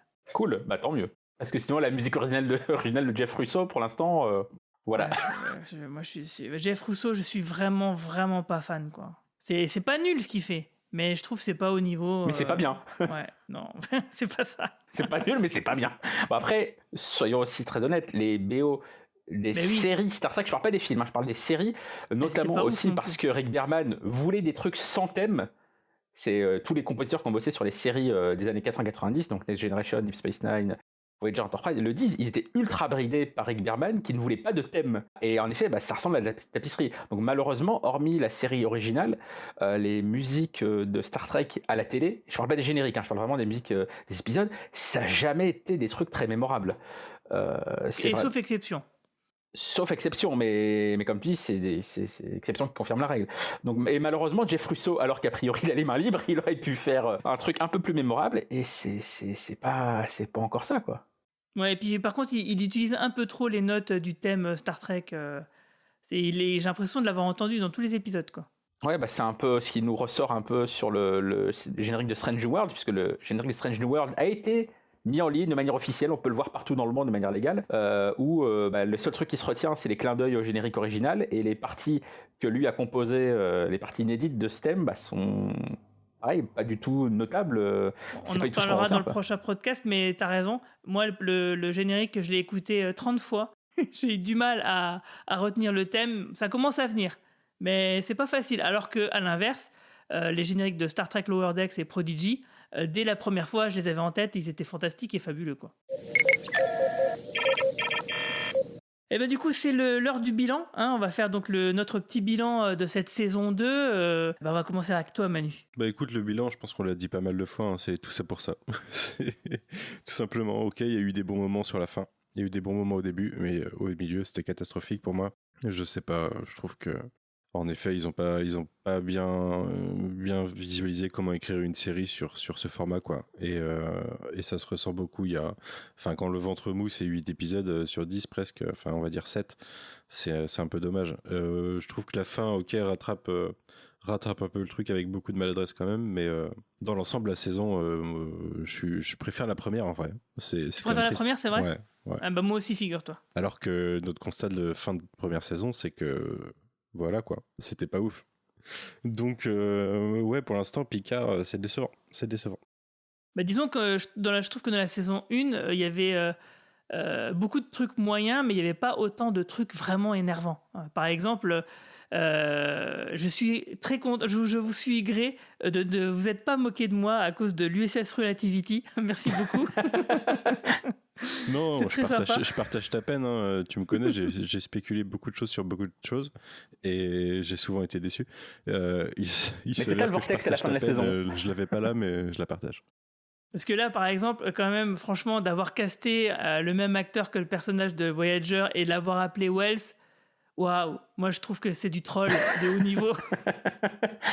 Mais surtout que, en fait, du coup, moi je pense à Manon qui se disait waouh, si c'est un agent spatio-temporel undercover, oui, ça a du sens et tout. Et en fait, non, c'était effectivement un truc super nul d'un flic qui les arrête pour meubler un épisode. Parce que je sais pas si vous vous souvenez, à la fin de l'épisode 7, donc Picard et Guinan, ils discutent dans le bar de Guinan.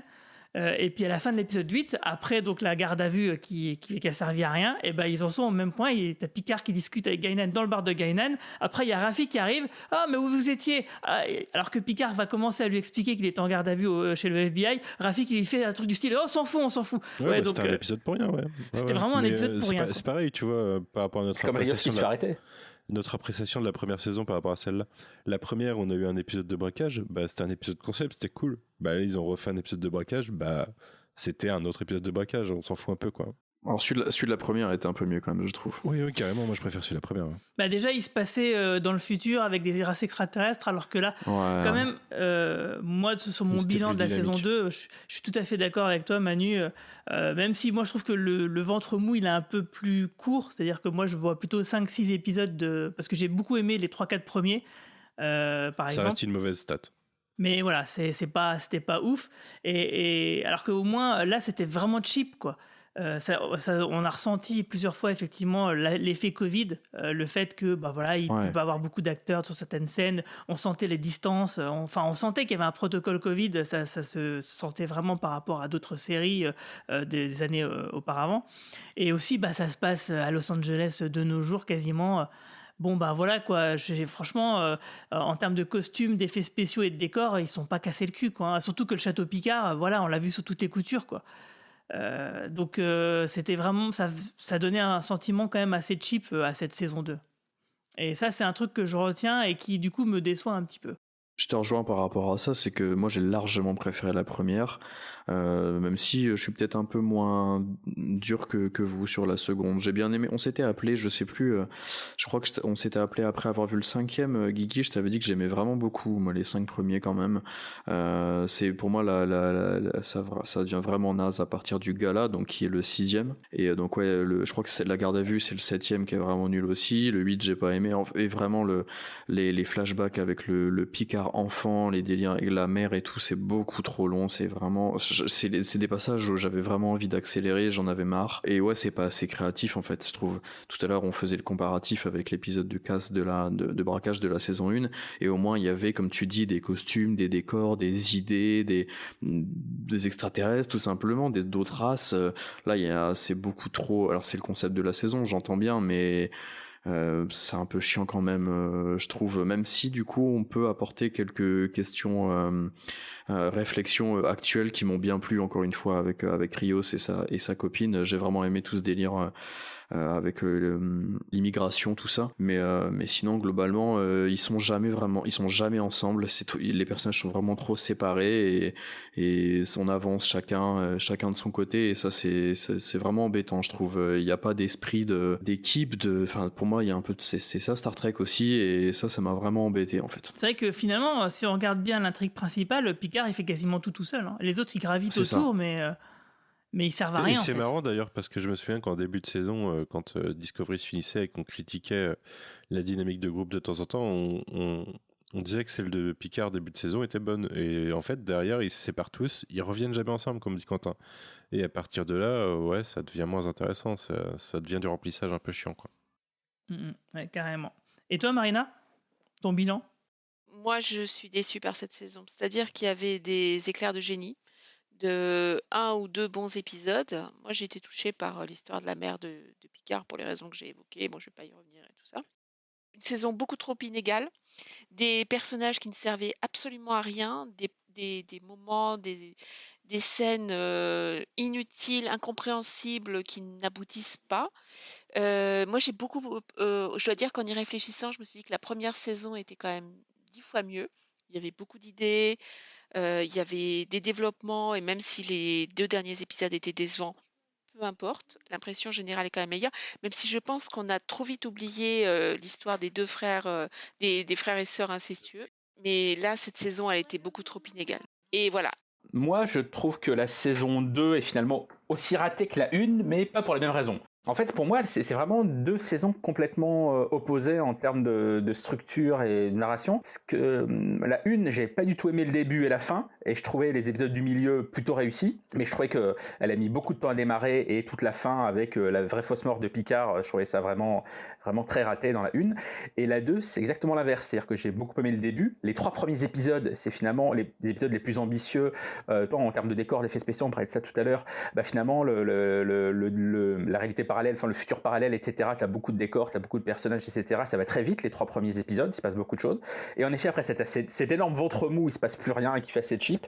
Et par contre, il y a le dernier épisode dont on vient de parler, où il y a plein de trucs émouvants, plein de caméos, plein de rebondissements, et qui est plutôt sympa. Donc on a vraiment 2 saisons complètement en opposition, mais tout aussi ratées l'une que l'autre. Donc c'est vrai que pour l'instant, Star Trek Picard, au bout de 2 saisons, sachant qu'il en reste plus qu'une, c'est-à-dire qu'on a les 2 tiers de la série qui sont quand même franchement sur un bilan pas top. Alors, on est toujours très content de revoir Patrick Stewart parce qu'on l'adore, qu'on adore le personnage et tout, mais tu te dis qu'il y a quand même un peu un gâchis. C'est un peu ce dont on parlait au cours du podcast, si vous en avez reparlé là, le fait qu'ils soient séparés pendant toute cette saison 2, ça met encore plus en évidence le fait qu'ils savent pas quoi faire de tous les personnages qui ont été créés autour de Picard, alors qu'en début de saison, on était tous là à se dire, ah putain, ces personnages, on les aime beaucoup plus que ce Discovery, auquel on n'a pas réussi à s'attacher. Et malheureusement, ils ont pas su quoi en faire. Enfin, à part Picard, les autres personnages ont absolument pas évolué entre le début de la saison 2 et la fin de la saison 2.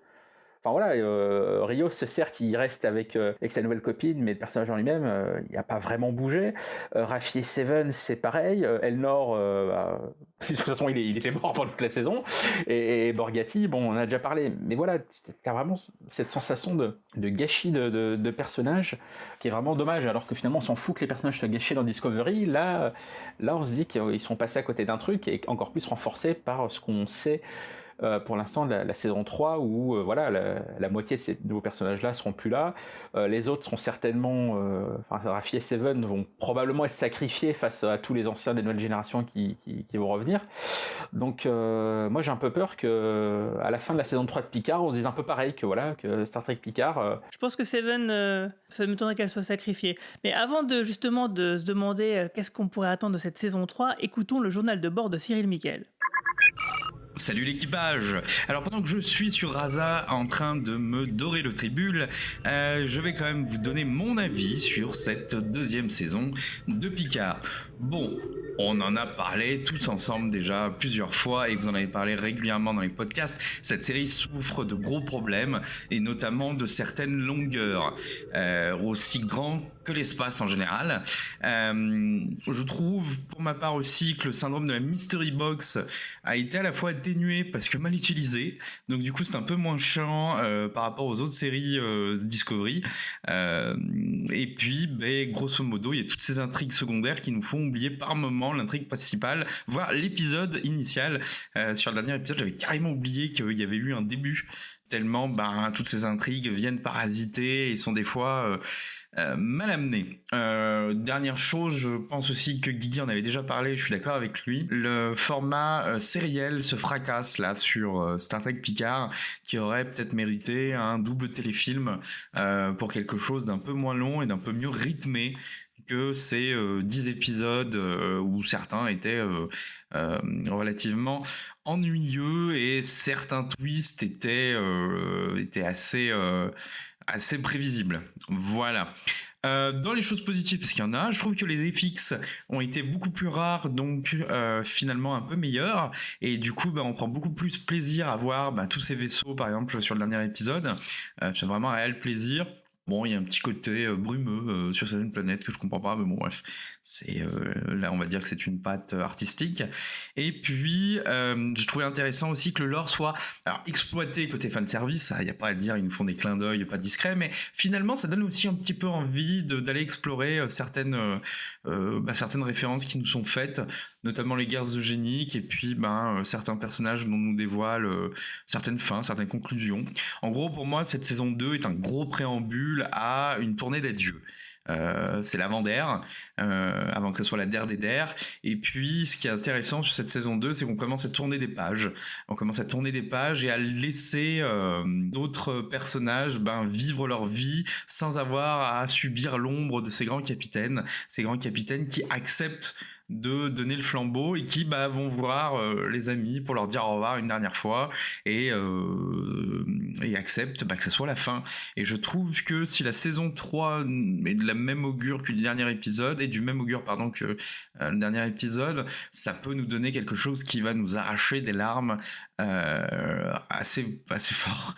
Je pense qu'émotionnellement ça va être assez fort.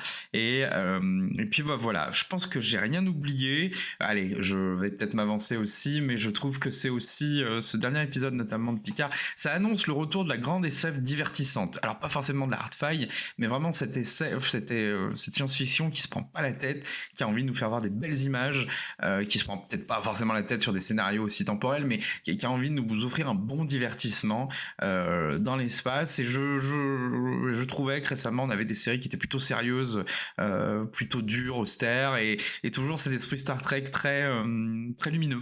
Voilà. Bon, j'ai été un peu long. Vous pouvez retrouver tout ce que je raconte dans le prochain article d'Écran Large dès lundi, et sur ma chaîne YouTube aussi, où je reviendrai un peu plus en longueur sur tout ce que je vous ai dit. Allez, je retourne me dorer le tribule. À bientôt, ciao. Hey, ici Sean ou Toddy de la chaîne Trek on the Tube. Je suis ici pour vous parler un petit peu de Star Trek Picard, la saison 2.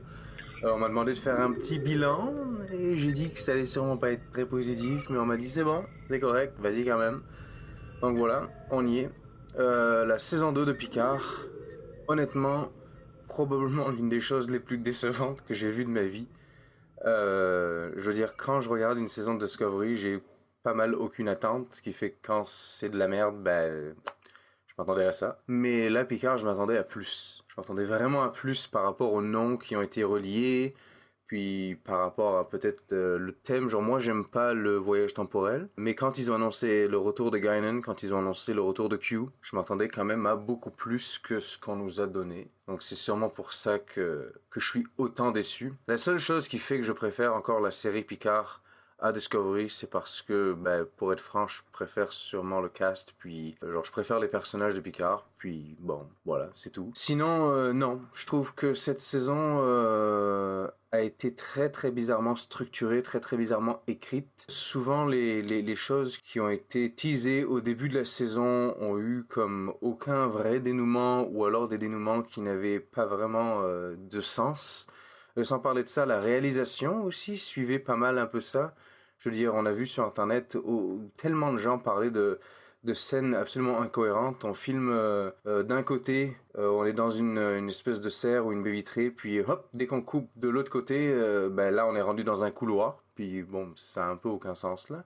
Il y a des folles poursuites, c'est pas vraiment mon style. La manière dont ils écrivent les personnages emblématiques, des personnages qui sont très connus dans Star Trek, que ce soit Guinan, que ce soit Seven of Nine, je trouve que honnêtement cette nouvelle série leur fait vraiment pas justice. D'un côté, je comprends le combat actuel du féminisme, et je suis vraiment d'accord avec l'idée de rendre Seven of Nine plus badass, puis de lui changer son costume, ce genre de choses. Mais d'un autre côté, je trouve qu'on a tellement perdu, on a tellement perdu de ce qui la rendait unique à l'époque. Pareil pour Q, j'ai trouvé ça vraiment bizarre la manière dont ils l'ont utilisé. J'ai rien contre le fait que Q ou quelqu'un du Q Continuum puisse mourir, ou on va dire passer à une autre étape. On sait absolument pas ce qui se passe à cette espèce. Mais j'ai trouvé ça assez particulier qu'ils fassent tout cette espèce de test pour au final rien. Je veux dire, à la fin de la saison, on a vraiment l'impression qu'il s'est rien passé pour une saison au complet. L'annonce en plus de la saison 3 avec le retour de presque tout le cast de The Next Generation n'a vraiment pas aidé les choses. C'était presque comme si on assistait à une espèce de séquence de rêve. Picard saison 2, c'était comme une espèce de séquence de rêve où j'étais juste à moitié réveillé, à moitié au courant de ce qui se passait, puis j'attendais juste le réveil, dans le fond. Donc je sais que c'est assez brutal ce que je dis, mais c'est ce que je ressens. Je me suis profondément emmerdé devant ce truc. Des fois, il y avait certains aspects que j'aimais bien. Effectivement, j'ai beaucoup aimé la relation entre Rios puis sa nouvelle copine qu'il a trouvée. Mais bon, le moment où il la trouve, je veux dire, je pense qu'on avait tous deviné que il va rester dans le passé. Donc bon, même si leur relation était très bien, puis j'ai trouvé qu'ils avaient pas mal de chimie, ils marchaient très bien ensemble, malgré ça, écoute, leur histoire était pas si bien que ça, elle était pas si bien développée. J'ai pas vraiment aimé l'émotion irrationnelle constante de Raffi. Je veux dire, j'aime bien le personnage. Je trouve que l'actrice est très compétente aussi, mais malheureusement, j'aime pas la direction dans laquelle ils ont poussé Raffi. Et puis, la goutte d'eau pour déborder le vase, sans même parler de Guinan. Je veux même pas adresser ce qu'ils ont fait à Guinan. Ça a été un personnage qu'ils ont écrit tellement bien dans le passé. Et là, écoute, bon... non, là, vraiment, la goutte d'eau qui fait déborder le vase, c'est les Borg. On va dire l'interprétation de l'espèce, puis la manière dont ils nous ont présenté les Borg. Je veux dire, déjà, la reine Borg et son arrivée dans First Contact, c'est déjà quelque chose qui est assez, on va dire, diviseur. Là. Il y a des gens qui vont aimer, des gens qui vont pas aimer. Moi, je suis pas vraiment fan de l'idée d'une personne qui est comme chef des Borg. Je trouve que ça ajoute trop d'humanisme, justement. Ça enlève trop de cet aspect complètement alien de l'espèce. Puis là, alors là, c'est pousser ça à un niveau... je veux dire, elle avait besoin d'un ami. Ah, c'était beau. C'est pas parce que tu mets des musiques nostalgiques ou des musiques qui nous tiennent à cœur des anciens films que ça rend ta scène bien, je m'excuse là. En tout cas, voilà, c'était une espèce de catastrophe. Je me servirais bien de ça comme une espèce d'exemple de ce qu'il faut pas faire quand on fait une série. Ceci étant dit, je suis très très hype pour la saison 3. J'ai beaucoup d'attentes pour la saison 3, parce qu'au final, Terry Matalas, la personne qui va se prendre tout le hate pour la saison 2, qui au final n'était vraiment pas attaché à la saison 2. Il a vite fait bosser sur l'idée initiale dans les 2 premiers épisodes, puis après il s'est cassé pour écrire la saison 3. Il n'avait plus rien à voir avec la saison 2.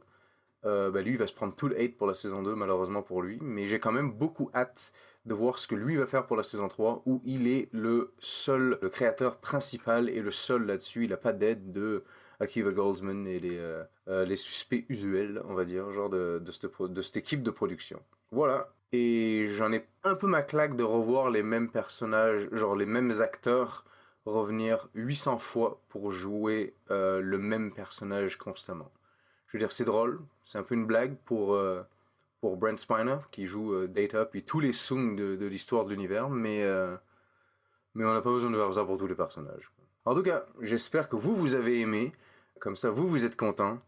J'espère ne pas vous avoir trop démoralisé.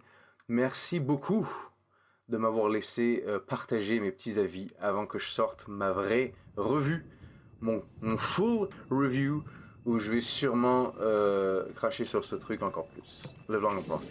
I am not a man who needs a legacy.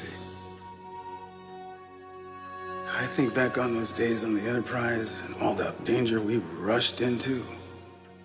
Those were the days.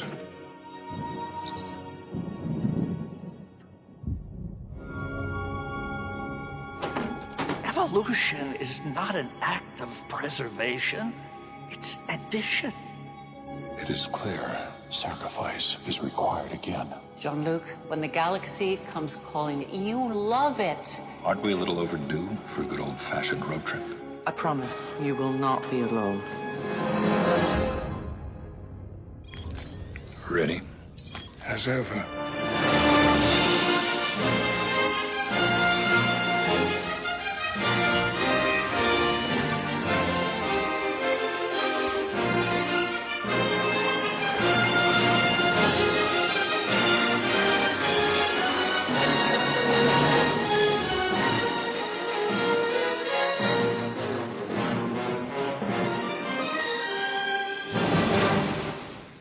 Donc Donc, qu'est-ce que vous attendez de cette saison 3 ? Parce que, alors, moi, il y a juste un truc que j'ai pas dit dans mon bilan de la saison 2, c'est que j'ai adoré la version jeune de Guinan. Je trouvais l'actrice était très bien et que même si par la moitié du temps le personnage ne servait à rien, que c'était que du remplissage, j'ai trouvé son interprétation très sympathique. Alors moi, cette saison 3, je vous fais déjà ma liste de doléances. Oui, alors Raffi et Seven, moi j'aime bien ce duo, je l'ai déjà dit plusieurs fois, même si c'est vrai qu'il y a des fois ça ne marchait pas bien. Voilà, moi j'aime bien quand même ce duo d'actrices et de personnages. Je trouve que ça fonctionne plutôt bien. En tout cas, moi, j'aime bien leur punchline et leur façon de fonctionner. Et du coup, j'espère qu'effectivement, moi, Seven ne soit pas sacrifié par rapport aux anciens membres du casting de la nouvelle génération. Du coup, j'aimerais même aller plus loin, c'est-à-dire pourquoi pas un caméo de Janeway, pourquoi pas avoir 2-3 épisodes qui se passent sur Deep Space Nine.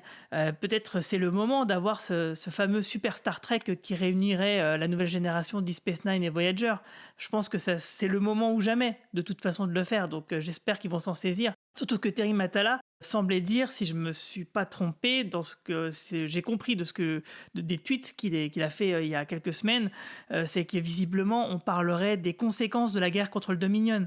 Donc voilà, j'ose espérer qu'on reverra Deep Space Nine, qu'on reverra Kira Nerys par exemple, ou Quark. Au moins les deux là, ça serait quand même vraiment très sympathique de faire ce super Star Trek qu'on attend tous depuis 25 ans. Il faudrait qu'ils injectent un peu plus d'argent dans la série. Justement, c'est par rapport à ce qu'on disait tout à l'heure, c'est que si la saison 2 elle fait cheap, c'est aussi peut-être parce qu'une partie du budget, il est gardé pour la saison 3. Je me suis dit ça aussi. Non. Ouais, mais attendez. Il y a eu plein de séries cheap. C'est pas pour ça qu'on s'est pas embauché un auteur ou un script doctor ou quelqu'un qui... Non, mais là, on parle d'autre chose. Là, on parle de casting. On parle de décor. Parce que là, si on fait revenir tous les personnages de la nouvelle génération, des personnages de Deep Space Nine, de Voyager, qu'on retourne sur Deep Space Nine, donc c'est recréer les décors, parce que les décors, ils n'existent plus, là. C'est un putain de budget de ouf. C'est pas pour rien qu'on voit le château Picard à la moitié du temps. C'est parce que ça coûte rien, il a été amorti. Tu vois, c'est une question de budget. Il faut juste un bon scénariste. Honnêtement, il faut juste un bon scénariste et une cohérence. Et... pour moi, le problème, Marina, c'est on sait qu'on n'aura pas ça. On sait qu'on n'aura pas des bons scénaristes. Alors putain, laisse-nous avoir des personnages. De toute façon, c'est trop tard. Même s'ils nous écoutent maintenant, c'est déjà tourné, mis en boîte. Donc, Ils ont fini le tournage il y a 3 semaines, je crois. Ouais, ils avaient quasiment déjà tout fini au moment du début de la saison, enfin du début de la diffusion de la saison 2. Donc, c'est les scènes additionnelles de Beverly Crusher, notamment. Alors, toi, Manu, qu'est-ce que t'attends d'une saison 3 ? C'est quoi la même chose que pour Discovery saison 4 ou 5 4 je n'ai plus rien à foutre. J'attends rien en fait, j'ai même pas envie de spéculer ou d'avoir envie de quelque chose. Je verrai et puis je jugerai sur place, mais j'ai rien en fait, rien qui me vient, rien qui m'intéresse.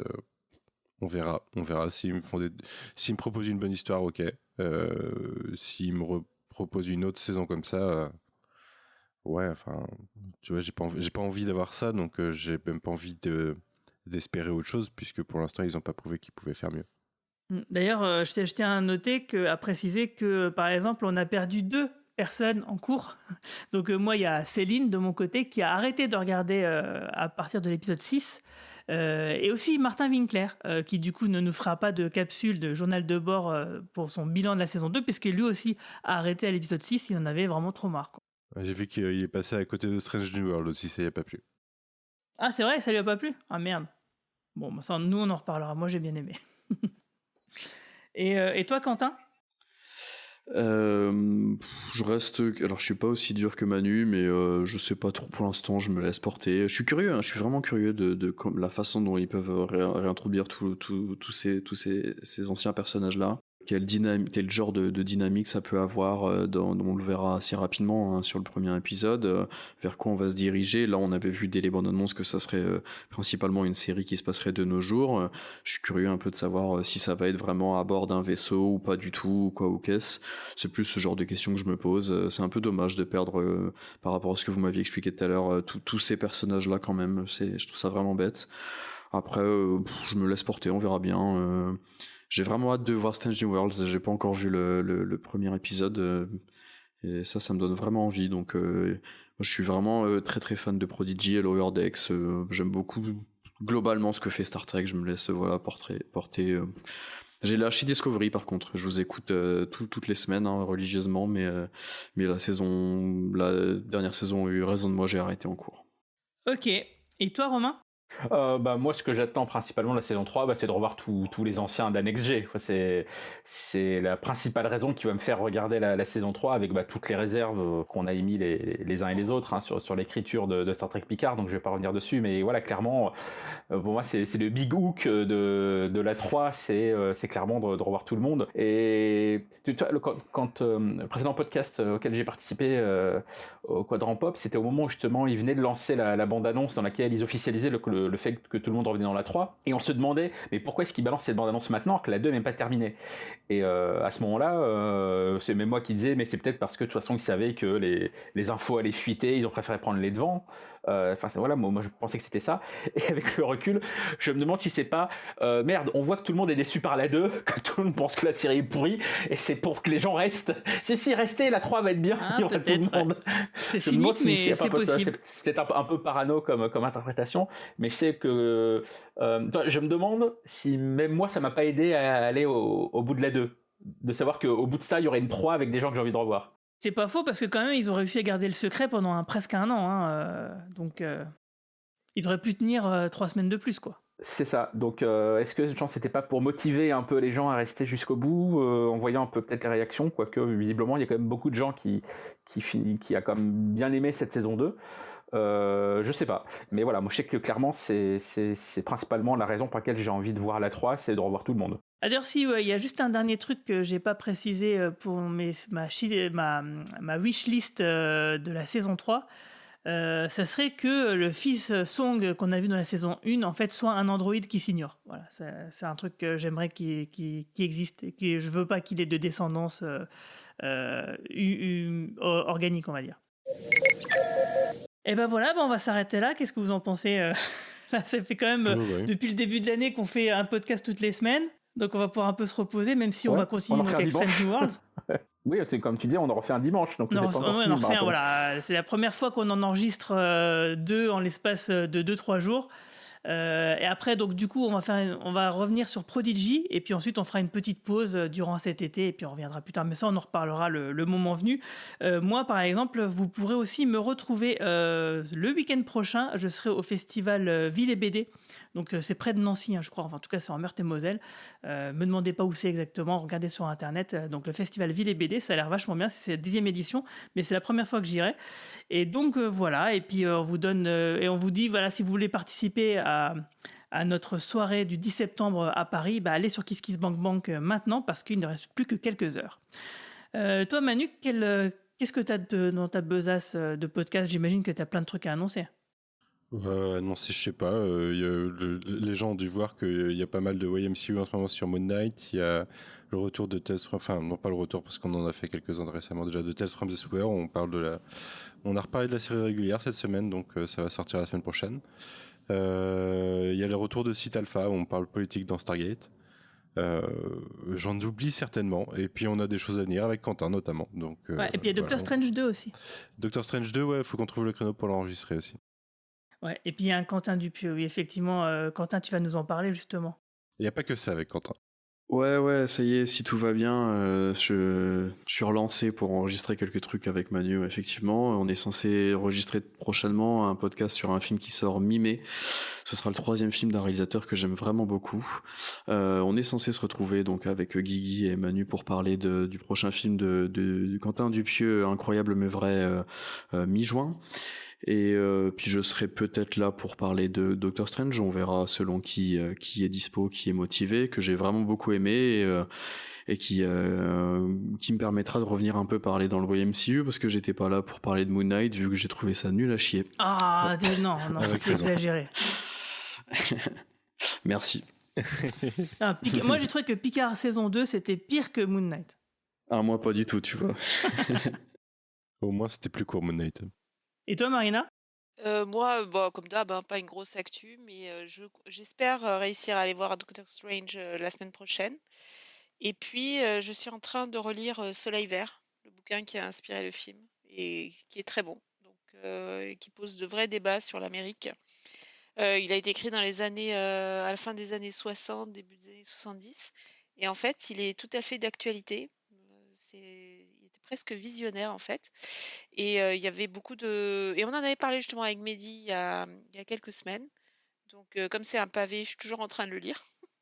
Mais voilà, et ça pose plein de questions sur les droits des femmes. Et je dois dire qu'en cette période où le droit à l'avortement est remis en cause aux États-Unis, je dois dire que le bouquin est assez visionnaire et voilà, ça pose de vraies questions. Donc, je recommande cette lecture. Voilà.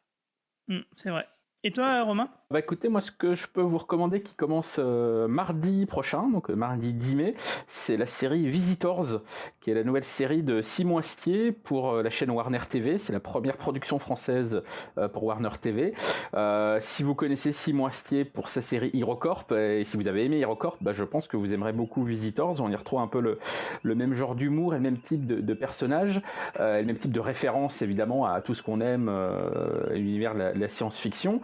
Mais ce qui est vachement appréciable, c'est que depuis la fin d'HeroCorp, on voit que sur cette série, en termes de mise en scène, il a pas mal évolué. Il y a plus de budget, il y a plus d'ambiance en termes de pas seulement d'effets spéciaux, mais également en termes de lumière, en termes de mouvement de caméra. On a vraiment un truc très très très très bossé, très très stylé. Et il y a aussi vraiment une mythologie qui avance très très vite. Alors, on n'a pas du tout ce côté, on prend son temps pour passer une ambiance. Non, au fil des épisodes, tout ça avance très très vite. Les personnages sont très sympas. Après, voilà, on retrouve sa patte dans l'humour, dans les dialogues. On retrouve des acteurs qu'on a vus dans ces autres séries. On retrouve des gens comme Arnaud Samer ou Arnaud Joyer. Donc vraiment, voilà, si vous appréciez comme ça un mélange d'humour et de séries qui respectent la SF, ça se moque pas de la SF, hein, ça joue avec les codes de la SF, mais ça se moque pas. On est plus dans un humour façon Edgar Wright, façon Dernier Pub avant la fin du monde, grosso modo. Voilà, moi je vous conseille vraiment de voir ça. Ça commence donc ce mardi sur Warner TV et ça s'appelle Visitors. Ouais, donc demain, si vous écoutez ce podcast à sa sortie. Eh ben, merci à tous d'avoir passé ces 10 semaines avec moi pour suivre donc Star Trek Picard saison 2. Et puis on se retrouve donc très bientôt pour parler de Strange New Worlds. Longue vie et prospérité. Ciao. Merci beaucoup. Salut, à bientôt. Bye bye. Salut. À bientôt. Salut.